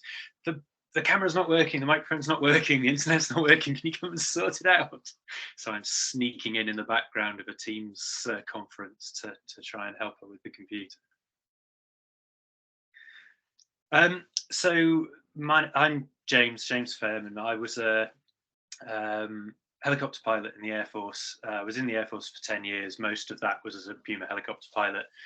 I left in 2011 by what we called PVR, the premature voluntary release, essentially resigning my commission, which was a 16-year commission, but I resigned after 10 years. That I now know was due to significant mental health issues from my service. I was involved in a fatal helicopter accident in 2007. Went straight back to work, but a year later, due to the lasting effects and also the way the military treats, I guess it's, I suppose what I'm trying to say politely was that there isn't really room for traumatic experience and family members with jobs in the military. Certainly there wasn't in the Air Force in the late 2000s. It may have changed. Talking to lots of people that are still in, it really hasn't. So I was diagnosed with an adjustment reaction. I was downgraded and essentially short notice posted away from my flying role in Northern Ireland under the pretense of giving me some time to readjust, but my career was over at that point, even though I did make it back to flying. And I was seen for a while by the DCMH at Bryce Norton, where the diagnosis of adjustment reaction was confirmed, but I was told specifically that I didn't have PTSD or the signs of PTSD. For the clinicians here, in case you've not heard a similar story, but the clinicians I've spoken to since have been pretty horrified by the example. I was told that PTSD was exemplified by someone who had seen a traumatic bomb blast, seen a friend with a limb blown off, takes a child to a children's party later on in their life, sees a pink balloon blowing in the wind for the at the party, and that takes them back into a flashback to the explosion that removed a friend's limb. I was, whether or not I just imagine being patted on the knee or whether I was actually patted on the knee, I was told, you don't have that. You're like the Spitfire pilots that meet up once a year for a beer to remember lost friends, have a bit of a cry, and then get back on with their lives. So when I left the Air Force in 2011 and joined Civvy Street, and it's amazing how many of the echoes I heard in what David was saying in his presentation, I blamed everything else because I'd been told by a senior officer who was a equivalent of a consultant psychiatrist that I didn't have PTSD. So when I was struggling, it was being a civvy, difficulties with marriage, difficulties with a new child, and just didn't even talk about the military side of things. And I expect that a lot of people also come across this because some of the things that we do are classified, and so you're nervous about talking, even with the confidentiality with talking to a clinician, that it's very difficult to broach that, make that mental jump to theoretically breach that confidentiality, that security clearance, to talk about some of the stuff that you do. So it was a number of years later when I retrained as a lawyer when I left the Air Force, and through circumstance found myself qualifying into healthcare law. Before you all block me from the presentation, I was a defendant lawyer working for one of the NHS's panel firms. So you can all buy me a beer later. And I did a lot of inquest work as well, which was very telling, particularly with all the issues that you've probably discussed, and again that David raised. I did a lot of suicide inquests for various mental health trusts, and you come to learn the terminology. I've spoken a lot on a couple of podcasts about suicide ideation and the like, and seen an awful lot of that myself. So also, as David referred to, you throw yourself into your work. You are used to, in my context, it was holding onto the controls of a helicopter rather than looking down the barrel of a rifle. But my favourite phrase from the military was "be there and cope" when you run out of time for any more planning. And so that's what you do from day to day, overcoming and masking your mental health issues, even to yourself. So I ended up resigning from my job as a lawyer in 2017. So after 5 years of practice, because I felt that I just couldn't cope with it anymore. My work was suffering. I had a new child with her own health issues. And I just thought I wasn't coping. I'd gone down to 4 days a week to help with childcare, and my work had started to suffer, and the partners were asking me to come in at weekends to make up work, and were looking at moving me back into one of their offices rather than the office that I shared with another junior solicitor, to keep an eye on me and stop me from drifting off, which they had identified, and I hadn't even noticed was yet another early sign of the eventually diagnosed PTSD. So even after I left, thinking that that was all down to all the other issues, and I'd seen NHS talking therapy counsellors in the Northeast, I'd seen my GP, I'd seen a private psychotherapist in Newcastle while I was still earning and could afford it, and we still hadn't tapped into any potential PTSD there. And indeed, GP reports had said that I didn't have the flags to suggest that I had PTSD.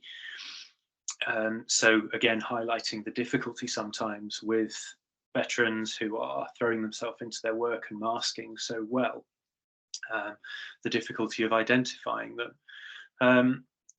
And I ended up going back into the safe environment of the military as a reservist up at Bulmer, as a part-time 0 hours contract reserve thing that was very flexible for me. Coming to the end of another session of counselling, I contacted Help for Heroes Hidden Wounds Service, and while filling in their questionnaire, was sweating so profusely I was virtually on a verge of a panic attack. And when I spoke to them on the phone, they said, "We think you might be a little bit too complicated for us. Have you heard of VTILs?" So then my journey to identifying all of my deeper sitting issues began with the very wonderful Sarah Chawton, where I sat with her and Richard for what I thought was a 45-minute appointment, and having come out afterwards and sat with a coffee trying to work out how a clock worked, because I could barely tell the time afterwards. It had been so exhausting. It was well over 3 hours that they'd sat and listened to me offload. Sarah diagnosed the PTSD, and I went into the newly starting complex treatment service soon afterwards. 6 months of EMDR, or with therapy, including the EMDR. I was discharged, and then a whole other day's worth of chat could be covered by the impact on veterans' mental health of the Armed Forces Compensation Scheme and the War Pension Scheme. So I got into that because it goes often hand in hand, because especially as David has come across, that could help prop up so many people going through all of these difficult situations, but actually it ends up making you worse, because it's a horrifically administered scheme, and when I'm mentally able, it's kind of my labour of love fighting against that scheme on a large scale. As an aside, I'll come back to that in a second. But I ended up self-referring back into VTILs because of the issues there, and I was then put back on the waiting list, and I'm back in CTS at the moment, about 2/3 of the way through another session. So in terms of, and this, one of the things that I went through in the recorded video was the hope and resilience side of things. So the fact that I'm still here is a sign of the resilience, and hopefully a sign of hope. But also, I've achieved a huge number of things that I probably wouldn't have got the opportunity to do if I hadn't been in this situation. When I'd developed a very dark worldview towards the end of my first session of CTS therapy, I was recommended to do some charitable work to try and lift up my worldview a little bit, and I ended up getting involved with Action Foundation, the North East Refugees charity, and was doing some of their English language support as a teaching assistant for teaching refugees and seekers of asylum English, and that was hugely rewarding. It was absolutely brilliant. And I ended up doing some fundraising for them again this summer, using my military ability to walk long distances by doing that. But the other thing that had kind of associated with that was the social media interaction. And again, it's another link with the brilliant support and the doors that open through getting involved with VTILs and CTS, because one of my therapists had recommended a podcast called the Veteran State of Mind podcast, that's run by a best-selling author who was also a machine gunner in the army, a guy called Geraint Jones, and he interviews lots of inspiring people, but it's an incredibly approachable network. Rather than it being it often sounds so trite to bring up mental health awareness and our mental health issues. Instead, it's as if you're sitting in a room with some really inspiring people that then bare their souls to you, and it's genuinely superb. And I really found an outlet and a support with that, which again I wouldn't have come across if it hadn't been for the ideas and therapies of VTILs and CTS. It also inspired me to try and do something to help, and I used my experience as a lawyer and someone going through the AFCS system to set up a website to try and support people, give people information about how to deal with the issues in that scheme, and a little bit of legal background as well as some use of social media, both for my own benefit, because I was able to separate out the bits that I could be proud of in my military service from the bits that broke me. And I've also then ended up knowing how to use social media to publicize the website, and I've had some fantastic feedback on that for how much it's helped people with those. And I'll try and contact David afterwards, because I would imagine he comes across at least 1 or 2 people who are trying to survive that scheme, and if I can help, and if the website can help with that, then that would be absolutely brilliant. But so those are the bits of hope, really, I think, and resilience from my experience. Hopefully it can help some others, and again, it's through sessions like this that you network that little bit and come across one more person that can use your skills and knowledge, and it spreads that word a little bit more, especially because from hearing David talk, it sounds like it's these individual processes and the charities that are the ones that do the genuine work, as well as the NHS schemes, which I separate out from the other government supported places like MOD, Veterans UK, CTP and the like. So yeah, any questions, please fire them at me. Thank you very much, James, for that, honestly. And I hate to put you on the spot, but you've really kind of saved the day as well. I just wanted to say before anyone else kind of nabs you, I'd really love to come along, continue this conversation further. We do some podcasts, so if you're up for it at some point, it'd be absolutely brilliant. So thank you very much. Any questions from anyone? Any comments they'd like to add?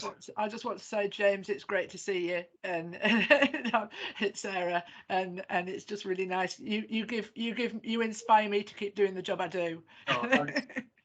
Brilliant. That's great. Dave? I'll put my hand down. Yeah, more than happy to get in touch at some point and go through a load of stuff, James. But one of the things you mentioned about the likes of the war pension side of things as well, is a gentleman on the call at the moment, Peter Stanfield, that'd be good to reach out to as well. I had a good long conversation with Peter yesterday after we did a emotional resilience course. Peter will explain what he's into. He's well into looking into all of this stuff at high levels and everything. But when it comes to the war pension side, what a lot of people don't understand is the route to go down, the hoops you've got to jump through, but opening up all that traumatic events and reliving it like trauma-based therapies. And the guy that I mentioned when I ended up in the homeless place, Mike, he's now got a 60% war disablement pension, but he's also got what they call a SAP, a service attributable pension, that a lot of people don't know about. But then you've also got a SIP, which is a service invaliding pension. And then he has a thing called low standard of occupation, which a lot of military don't know about. And how that works is, if you're capable of doing a job at one level, but through your injuries or your disabilities through military service, you're only capable of stacking shelves in Tesco's at £20 a week or something, it looks at what you've got coming in, and the low standard of occupation makes your payment up to what you were capable of doing before you sustained that sort of injury and everything as well. And one case I'm on with at the moment that Austin's aware of, with an RAF guy that was shot out of the mast in Lashkar. At the moment, this guy's just gone through really horrible surgery where he had a tangled mesh of veins and corpuscles in his brain after getting shot out of the mast, but he was medically discharged on the grounds of a left hip impingement and a knack spine. But apparently this tangled mesh of veins and corpuscles, he could have had it as a child before he went in the RAF. Now through the intrusive surgery that took 4.5 years of getting messed around by the system, until I got the RAF benevolent litigation team things and everything involved in a big complaint into Cardiff Hospital. Yeah, he had his surgery earlier this year and they've screwed it up. He's now got less than 20% in his left eye. He's got to have further surgery and everything with it, and he's deemed as 7 to 14%, not entitled to a war pension, and they're just not accepting the fact that he was shot out of a mast that smashed his hip and his back and everything up. So that is a big fight that I've got on my shoulders. So where you're a legal guy, and again, me and Peter had good talks about this last night, things are changing, and it does obviously take time to do it. But there are a lot of people out there that suffer in silence because they don't have the realisation of it, which is what you were putting across as well, where we don't see the changes within ourselves. And I went through 2 failed marriages and 3 long-term relationships, 2.5 to 3 hours sleep a night, thinking it was normal like when I was in the military, and it wasn't. And it took 35 years to go through that before I let somebody in my head, to learn a lot about myself, to learn a lot about all the coping mechanisms, and why I've made a rod for my own back after being in that situation and doing talks. I say, I'm one of the lucky ones. I only lost my job, my family and my house. I can rebuild that. And if through my own experiences I can stop somebody ending up in the deep dark places I was nearly 16 years ago, it's not job done. It's doing something that wasn't available when I was going through that situation. And people with us, we're changing state and back to back. They're not cases, they're not clients, they're not beneficiaries. the other former members of the military and the families that's gone through some crap that just need that camaraderie and everything and be part of the family again. Yeah, it's the human stories, and there are so many with people that have reached out to me following use of the website. The extra pressure that the system, the claim system, which runs completely against the JSP, which starts off by saying this is designed to make a quick decision so that you can get on with the rest of your life. And taking me as an example, I applied in late 2018, and I'm still fighting mine. I've had to employ a lawyer because even with my legal background, every interaction with Veterans UK just breaks me down, and you can't recover while you're going through those difficulties. I mean, I dip in and out of Bessel van der Kolk's Body Keeps the Score, and keep coming back to his reference to the fact that until you're able to come clear of your traumatic incidents, you can't hope to heal. And yet, while the AFCS thing's going on, they twist the law to make it seem like if you're in therapy, you can't be given a final or permanent award. It's just bonkers. I'm still in the situation where I need to do a lot of self-teaching about the war pension scheme, because when I've tried to understand it before, it's a completely different kettle of fish, and I'm far from an expert in that. The AFCS is a good scheme, or a decent scheme, if the principles of the scheme were followed, but they're not, and it's a long way from that. But like you said, David, there are a number of groups trying to improve it. I'm involved with the Labour Friends of Forces group that's helped out with the visas issue for Commonwealth soldiers, and that's been, as that's sort of finalised or put on the back burner while people behind the scenes try and work out families of those personnel. The next step is for us to try and take on the Veterans UK issue as a cross-party issue, and Owen Thompson, the SNP MP, has raised it in Parliament as well. So there is some growing awareness of it in some political movement, but as I found with my involvement with Labour Friends of Forces, we're all ex-serving. Most of us have still got mental health issues, so we'll have a concerted effort to get discussions done, and then we'll all kind of have a relapse like I'm doing at the moment, where I'm really struggling to be involved with the AFCS stuff because I just have had to step back from it for a bit, and you lose the momentum, unfortunately. But it is coming and it will happen, but that doesn't really help the people that are still involved. And it just reminds me that one of the really big things that I'm finding with people contacting me, and you referred to it as well, David, that the serving personnel find it increasingly hard, and I'm increasingly disheartened about how they're cared for, because the DCMHs have responsibility to the service for providing fighting forces rather than necessarily the patient's best interest. And the way that the invaliding pensions are handled seem very similar to what you were describing with the war pension scheme, in that if you can do any job, they will give you a tier 1.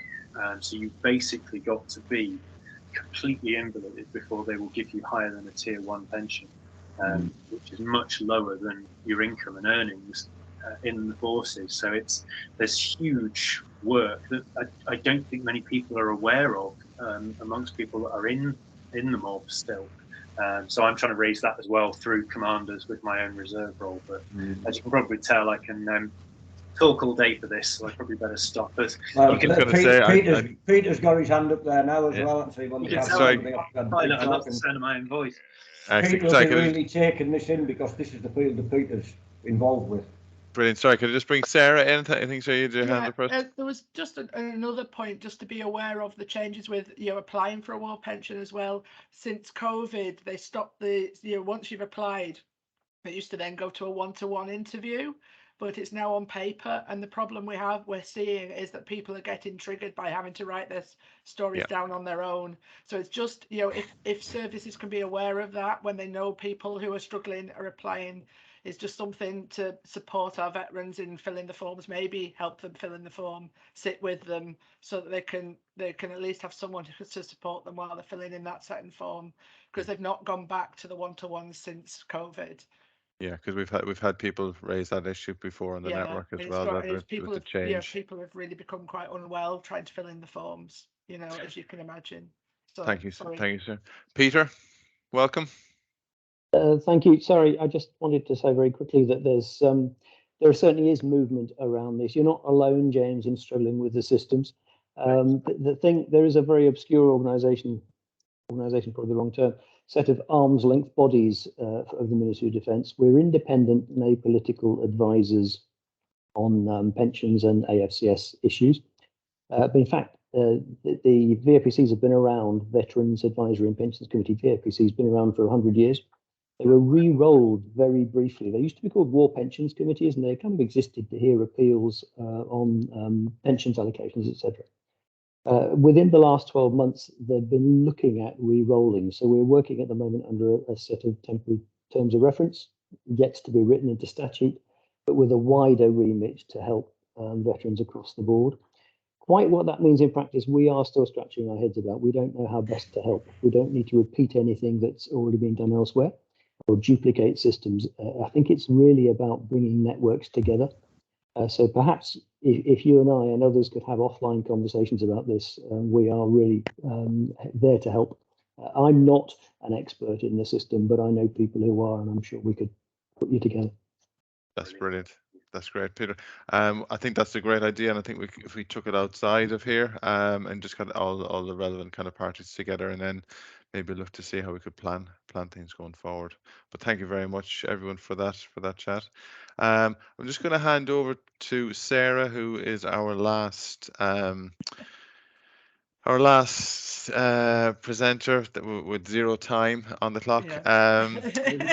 So apologies that we talk fast. we have run over. Apologies, really poor chairing, and we even had someone who was unable to make it. So that there's a lot. But yeah, so without further ado, I'd like to introduce Dr. Sarah Troyton. Thank you very much. I think really everybody's done my job for me, so that's great. Everybody's really sort of set me up to make this job easier. I was trying to think about how I explain some things, and people like Katie and James and David have really explained it all. So what we're going to do is just look at what we've learned over the past year in some of the webinars we've had, just a summary of what we've learned, a brief run through, and then look at where we're headed. And particularly Katie has sort of almost stolen my thunder as to where I wanted to head anyway. So at least we're on the same lines, and at least I feel validated that I'm on the right lines at least. So next slide, please.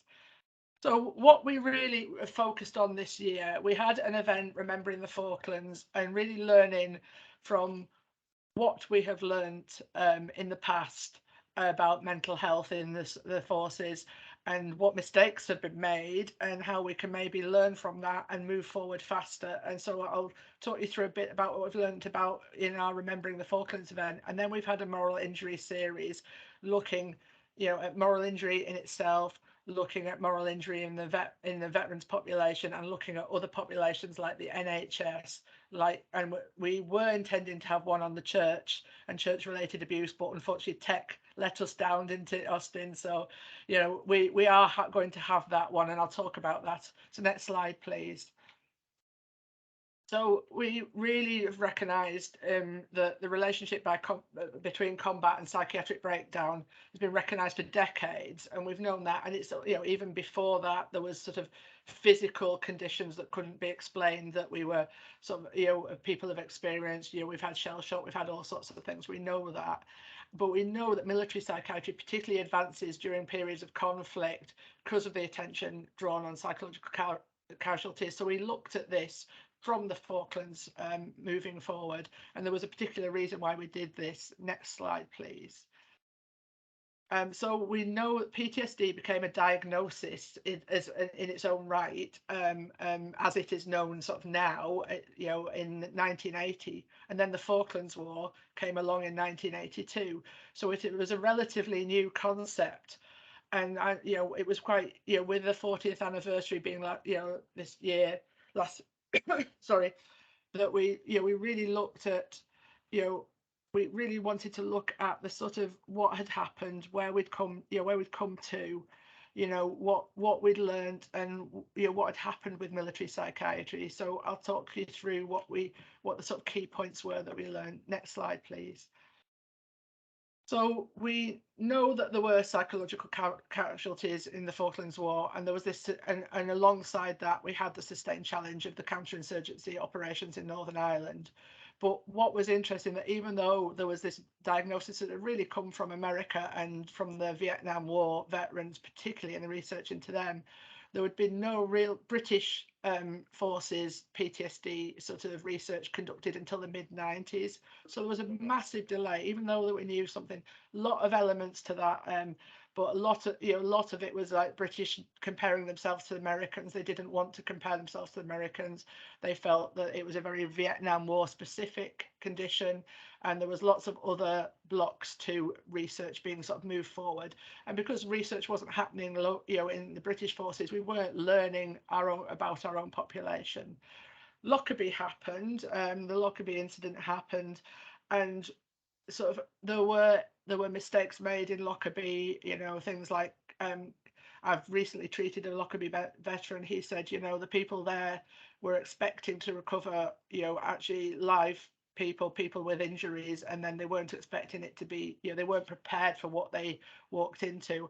They were even camped on site, you know, so the smells, the sounds, the experience was, they couldn't get away from it. So there was lots of things that we learned from that experience that traumatized, you know, a lot of veterans who went to help, as well as civilians. But we also brought in at that time sort of a debriefing system, which has had positive and negative arguments for and against it over time. But Lockerbie was really more of a change. I think there was more change happening then than there was from the Falklands War, in a sense. Then the Gulf War came along, and our attention got diverted from the sort of common mental illnesses and PTSD towards the sort of hypotheses of toxic exposure, which aren't, you know, it's not an either or, it's an and. You know, we should have been focusing on both, is really the lesson we should have learned there. And we were slow to sort of really pull, you know, to investigate the rates of PTSD and look at that population that was suffering from PTSD in the first Gulf War. So we had a lot of people going out to the Gulf War with a lot of unknowns, a lot of, you know, and we, you know, they experienced a lot of, you know, traumatic incidents, and we didn't really focus on them, and we got distracted by Gulf War syndrome. I think we should have had equal sort of attention driven to them. And then there was the 1998 Strategic Defence Review, which looked at there being a broader global role for the UK military, and deployments to Iraq and Afghanistan followed.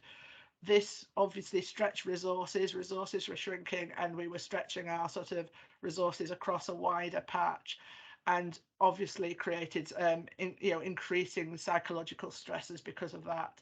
Again, going back to some of the stuff Katie said, you know, it's the system, you know, the system under strain, and you know, is part of the issue. We need to have a good, robust system, and not just rely on individual resilience. Next slide, please. And then there was the class action in 2002 into negligence and in the detection and treatment of PTSD, which you can sort of see was sort of headed, we were headed that way from what we learned. And this prompted the Ministry of Defence to devote a greater expenditure on research and treatment of PTSD. And research capacity grew, and we've got from that the King Centre for Military Health Research. And if people haven't seen that, is a great hub of research, and you can actually Google it and go onto the site, and all the research for veterans, particularly around the UK, is there, and it's really, you know, the current and really well, you know, valued and validated research is there. And this was despite reductions in healthcare professional numbers. So we had this research capacity. So we've got a lot more knowledge now that we can work with. And this sort of, we also at the around over time we've had increasing numbers of women in the armed forces, and there's also there's been known to be elevated risk of military sexual trauma because of that, and not just direct sexual trauma, but bullying and harassment has happened, and unfortunately. And we need to be aware of that when we're seeing female veterans particularly coming through, and there needs to be more research into that area as well, I think, and that's what we're sort of looking at, something we need to now act on more quickly. Move, and next slide please. So, other clinical priorities have arisen as well due to sort of ongoing campaigns in Afghanistan and Iraq over time, in particularly mild traumatic brain injury, this sense of people that weren't directly injured at the time but had a sort of indirect effect of the explosion, so this sort of secondary blast injury as they call it, and maybe had more of a prolonged concussion is the way we would describe it clinically. And that can have an overlap of symptoms with PTSD, and so it can sometimes muddle, you can muddle the diagnosis. And you can go down a very neurological route or a very PTSD route and miss elements of the other. And a lot of military patients have had, because they've been focused on the person that was injured, the most injured at the time, have maybe not looked after, not noticed the symptoms themselves, not noticed the psychological symptoms of being exposed to, say, an IED, and not notice the physical symptoms immediately of being exposed to an IED blast, even though they weren't sort of overtly wounded at the time. And so we've had that complication, and we see that coming through. We work very closely in the TIL service with people like Cabis in the south of the patch, and who we have a good relationship with those teams because we have people suffering from both PTSD and mild traumatic brain injury, and both have maybe been missed or misdiagnosed as one or the other. When we've looked at the veterans and the fact that they don't respond as well to sort of the standard treatments for PTSD, a lot of that is because a lot of the treatments are fear-based driven. And what we find with the fear-based treatments is, our veterans are trained to deal with fear, but they may, because of their values, it's quite often more a moral issue that has traumatized them. It's more often about the moral injury that that Katie's particularly talked about. It's more often that, and treatments don't necessarily count for that in standard generic mental health services. So this is the newer kid on the patch, although it's been around since the 90s as a concept, is moral injury. And I think what we need to learn is how to move faster with this concept than we moved with PTSD. And we need to think about the impact of future warfare. What does new warfare look like? Use of drones, things like that. We won't necessarily be getting the same sort of injuries or exposure to direct trauma, but we might have a lot more indirect trauma and that moral component to the decisions people make, and when they feel that they haven't lived up to a decision, lived up to their values when they've made a decision, things like that, or when they feel helpless. And that more remote warfare might have a different presentation of the features of trauma. So we need to think about the psychological challenges of conflict, how they're evolving, and how our knowledge is evolving as well, and how we improve that. And but look back at history as this was about, and adapt to sort of newer understanding faster and more effectively. And I'll move on now to the moral injury learning that we did. So we had the moral injury service series, as I said. We looked at moral injury itself, particularly the veterans research, because most, as Kate said, most of the research has come from veterans, and she's described moral injury far better than I could describe it, because it's real, what she's described. And then particularly her experiences of the NHS and the pandemic. And then we were hoping to talk about the sort of the other big organisation that I work with, the church. So we've got the MOD and the military, we've got the NHS and the church. These are all big organisations that can do something about moral injury. And as sort of Katie's alluded to, it's about what the organisations are doing about it and the systems are doing about it that's really important to prevent it in the future. So move on to the next slide, please. So we talked about moral injury, and I'll just talk you through the definitions. You've experienced what moral injury is today by listening to what other people have said. But moral injury is basically any event where you either perpetrate, fail to prevent, or bear witness to acts that cross your own deeply held moral beliefs and expectations. And as Katie said, in the NHS and in the military, we have strong values and expectations of ourselves and each other. And these lead to that sort of lasting psychological, biological, spiritual, behavioural and social impact. So when we're just looking at medicine in itself is not going to fix this. We need to look at a wider, more holistic approach. Next slide, please. So we need to also remember that moral injury needs to be considered from the individual's perspective, not our perspective. And we have to listen to the values. So that's why, for example, with moral injury in the NHS or moral injury in the military, we need to really understand those cultural values and those individual values as well. And we need to be looking for different themes in the narrative. The problem with PTSD in my book is it's a very tick box, symptom tick box. So you look for avoidance, you look for re-experiencing, and you look for hyper-arousal, hypervigilance, tick, tick, tick. If you've got a trauma, you've got PTSD. But if you just do it that way, you don't listen to the narrative, and you don't listen to the expression of guilt and shame and betrayal, self-condemnation, helplessness, I could have done more, I should have done more, that self-disgust, those sort of things. If you don't listen to the patient, if you don't listen to the person who's talking to you, you won't pick up the impact of moral injury, and you may miss it. And I think that's where a lot of people miss the full impact of trauma, and you miss the right treatment as well. You miss how to treat that person, because if you're just treating with fear-based and anxiety-based treatments, it won't work in when there's moral injury.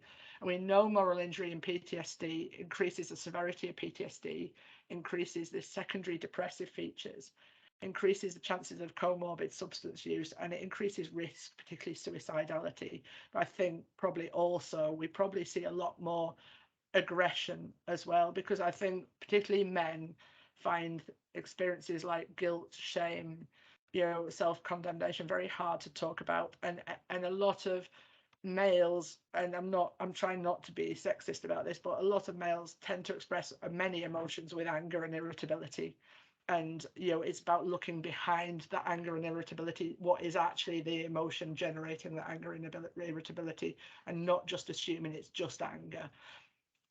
And it's really important to think about, if you're finding it hard to treat someone with PTSD, go back and think about the themes in the narrative, go back and think about moral injury.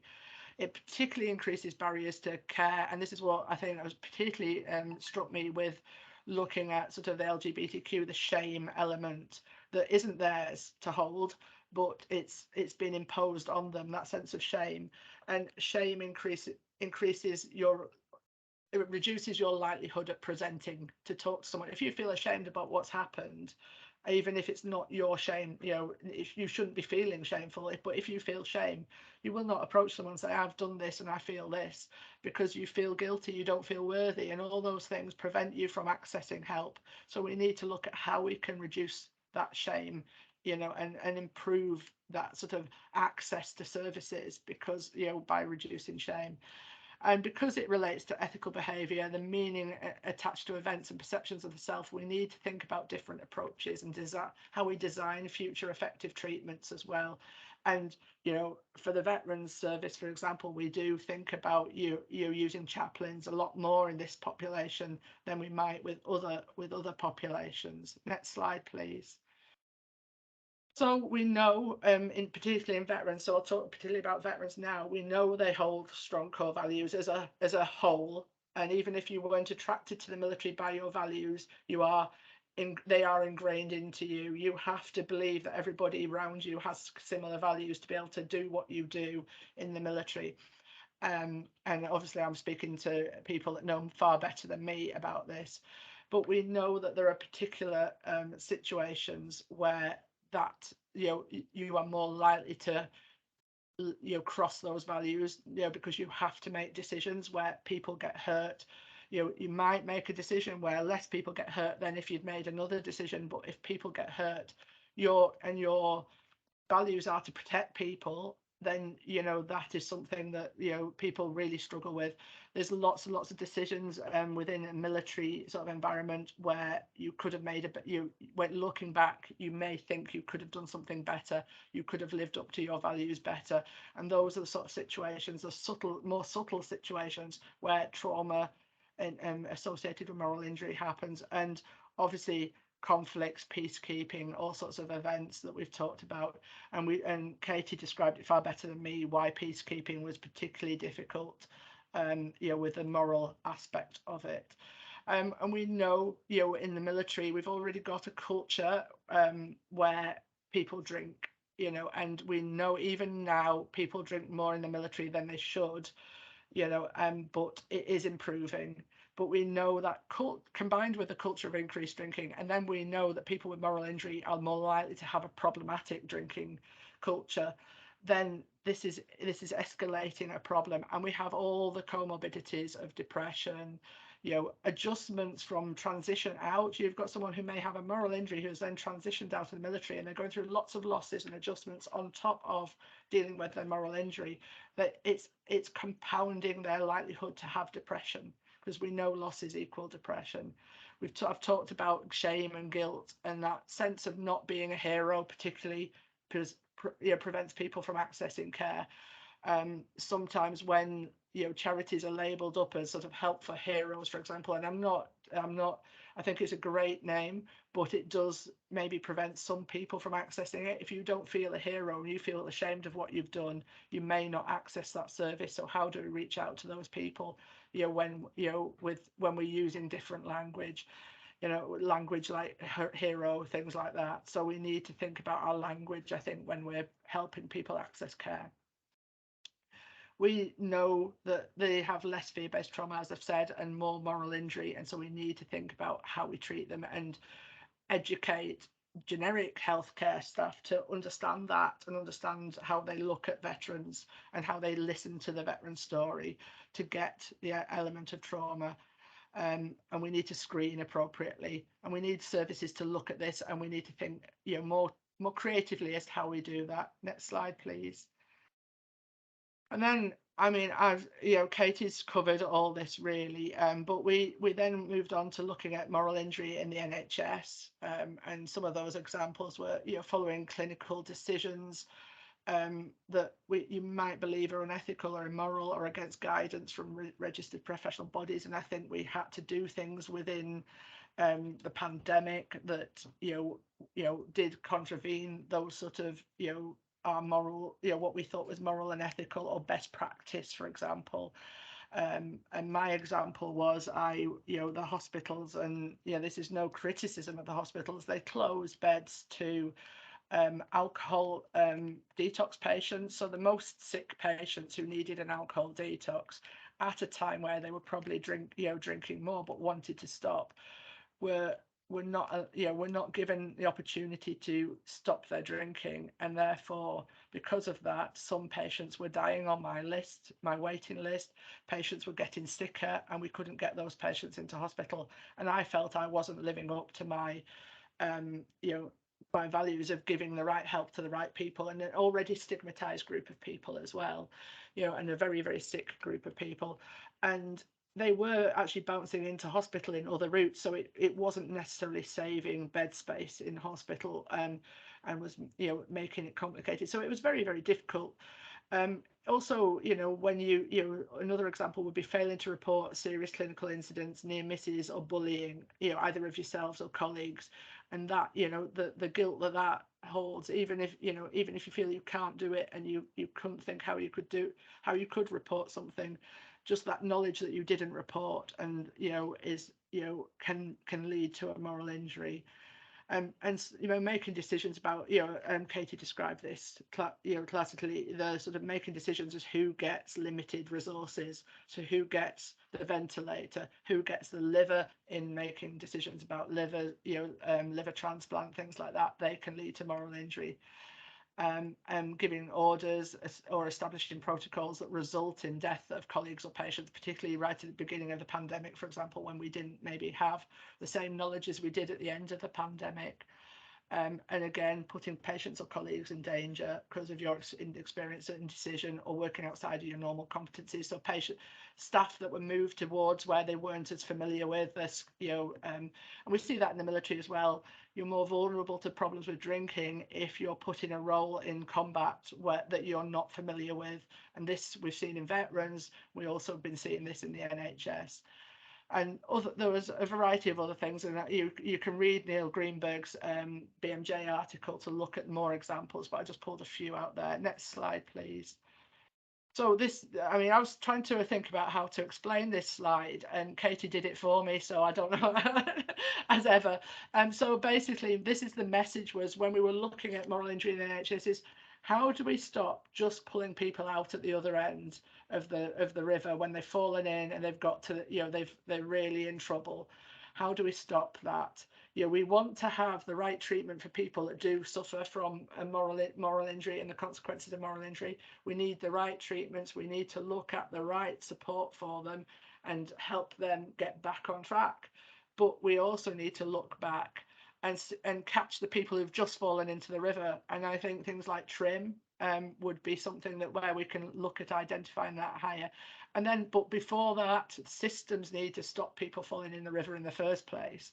And that goes back to the potholes and the Ferraris concept. We need to be filling in the potholes. We need to be moving the branches in the systems. We can't be, we can't just rely on individual resilience, because that isn't enough. We need to make the systems better. So this is what we were talking about when we were talking about moral injury in the NHS. Next slide, please.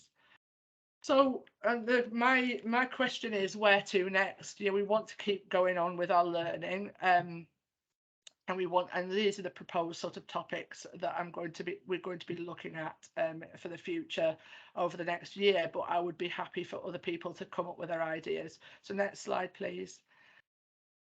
What we are doing is we're going to finish our moral injury seminar series with looking at moral injury in the church. For those that don't know, there's been a past cases review in the Church of England that's just come out, so it's very timely. I'm looking at abuse within the church and how we responded and the failings within the church. We're looking, we will look at sort of in that series, looking at sort of the evidence that moral injury has been around forever and is right out there in the Old Testament. We'll look at the impact of church-related abuse on its victims, but the wider church, and the moral injury to the wider church, that sort of sense that the church has experienced a moral injury itself, and the moral injury to the church as a whole has impacted on its responses to its victims historically, and the moral injury has made people respond badly, and that has added to the poor responses from the church. And how are we addressing that? We'll also look at things like, how does abuse within the church to children whose moral code is still developing, how does that impact on children?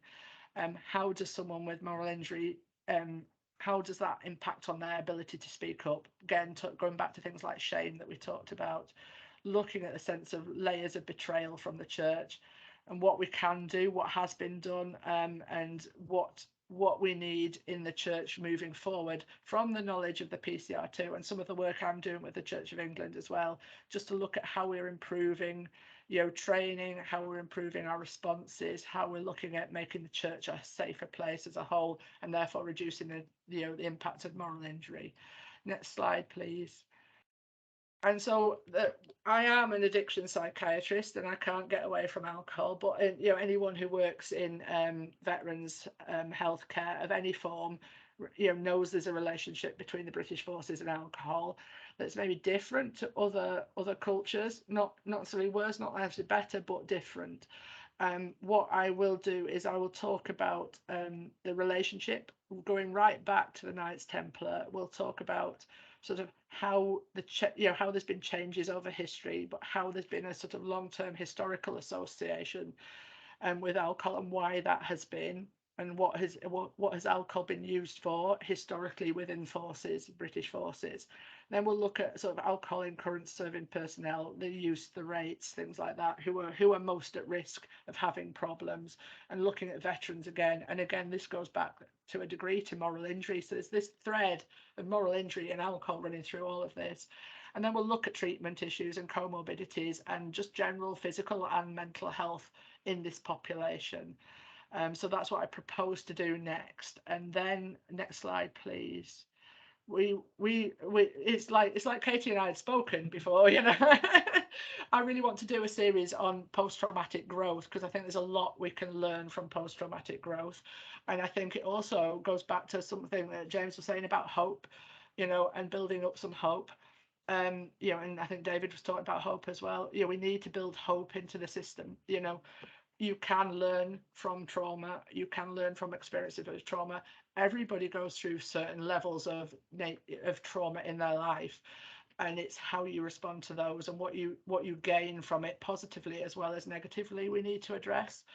And looking at sort of particularly, you know, can we learn anything from the, you know, the experience of post-traumatic growth in veterans? And there is some studies that we can look at together if that's something people are interested in. And then looking at what factors particularly influence post-traumatic growth in veterans themselves. And then can this understanding help us manage and treat veterans in the future as well? And can we learn, like we have done with moral injury, sort of from that? You know, next slide, please. And so this is where, you know, I just hope that anyone remaining here after me waffling on can just sort of, you know, speak up and say if there's something they think is a burning issue that they want to talk about. We're open to ideas. These are just my proposals as where we move forward, but I'd be happy to change them, do something different, or maybe do something even better and more integrated with, you know, with the peer speakers that have been on today. There's a lot there that we can move forward with, I think. So it's just open to ideas, Austin, I think. Sorry, yeah, it is. Yeah, just unmute myself. Yeah, no, that is great. And just with regards to the post-traumatic growth that we discussed about, I have spoken with Angela Kennedy, who is really keen to get involved in that going forward as well. Brilliant. Could I just, we can continue the conversation, but I know that Rebecca, who's been doing a fantastic job behind the scenes, who's pulled this entire thing together in her new role as project lead within veterans and the ICS. She needs to go for another meeting. Yeah. So if we want to maybe turn off the remote, Becca, if you need to leave, that's no problem at all. And I just wanted to say thank you very much for all your help. Yeah, thank you everyone so much, because it's been really great to hear everybody's stories and the amazing projects that are ongoing. It's been, with me recently coming into post, it's been really a really good opportunity to be able to hear everyone all at once, and it grounds it back to what's important, and that's the person at the center of everything. So yeah, thank you all. Thank you, Becca. Thanks, Becca. Thanks you. So yeah, so with regards to that, it is out to, I suppose, out to the floor to see if there's anything that any specific areas that we want to discuss going forward. We're very lucky in the fact that we have the availability just to kind of to do that as an ICS, because it will cover so much ground for many people. So yeah, if anyone has any thoughts or would like to discuss anything.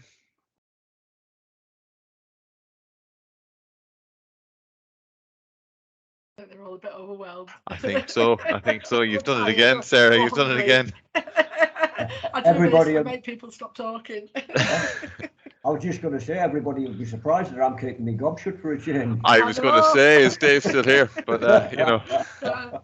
We were going to send an ambulance out in case you died. Oh no, not yet. I've got many people who are upsetting me life before I go anywhere. Oh, Sarah, good, you know. good. We're only halfway through the list, Sarah. We're only halfway. Yeah. But no. But I suppose, I mean, for me, I'd just like to say thank you to everyone who's been. I know everyone is. There's a lot of people who've left. Yeah, and many of whom have done some fantastic presentations. But I suppose it's just really to say that, you know, we're more than happy to help, and any way we can. Obviously, you know, Kate, when we discussed around fighting with pride, if there's anything we can do with that, and Katie, you know, ongoing work that we may be able to get involved in as well. But yeah, if there's anything at all, please feel free to get in touch either through Becca or myself. That'd be no problem at all. I think one of the things you brought up there, Sarah, as well, about the drink culture and everything, you've obviously got that referral form I've just done for one of our guys. So he's made shredded in Afghan and everything as well. And he's doing all right. I've got the Armed Forces Champion at DWP involved on stuff with him as well, where he's stressed out at the moment with work things that were supposed to be completed. He's been told haven't been completed. To find out it was done the 29th of January this year. So he's got loads of stresses and everything else on. And it's great to know that the support there for the likes of Tom Harris and House for stuff around this with guys, because we've had guys in there that saved their lives. Yeah. No, absolutely. No, but we'll look to get that out as soon as we possibly can, Dave. I'll keep giving Sarah a nudge and Tom Harrison House as well. Yeah. But I've given the people that I need to give a nudge as well. Right. Yeah. So no, that's great. And at least with that, with the things that this guy's had going, I've worked with a guy for like 5 years, and one just the other day that I'm working on that's like an addiction thing.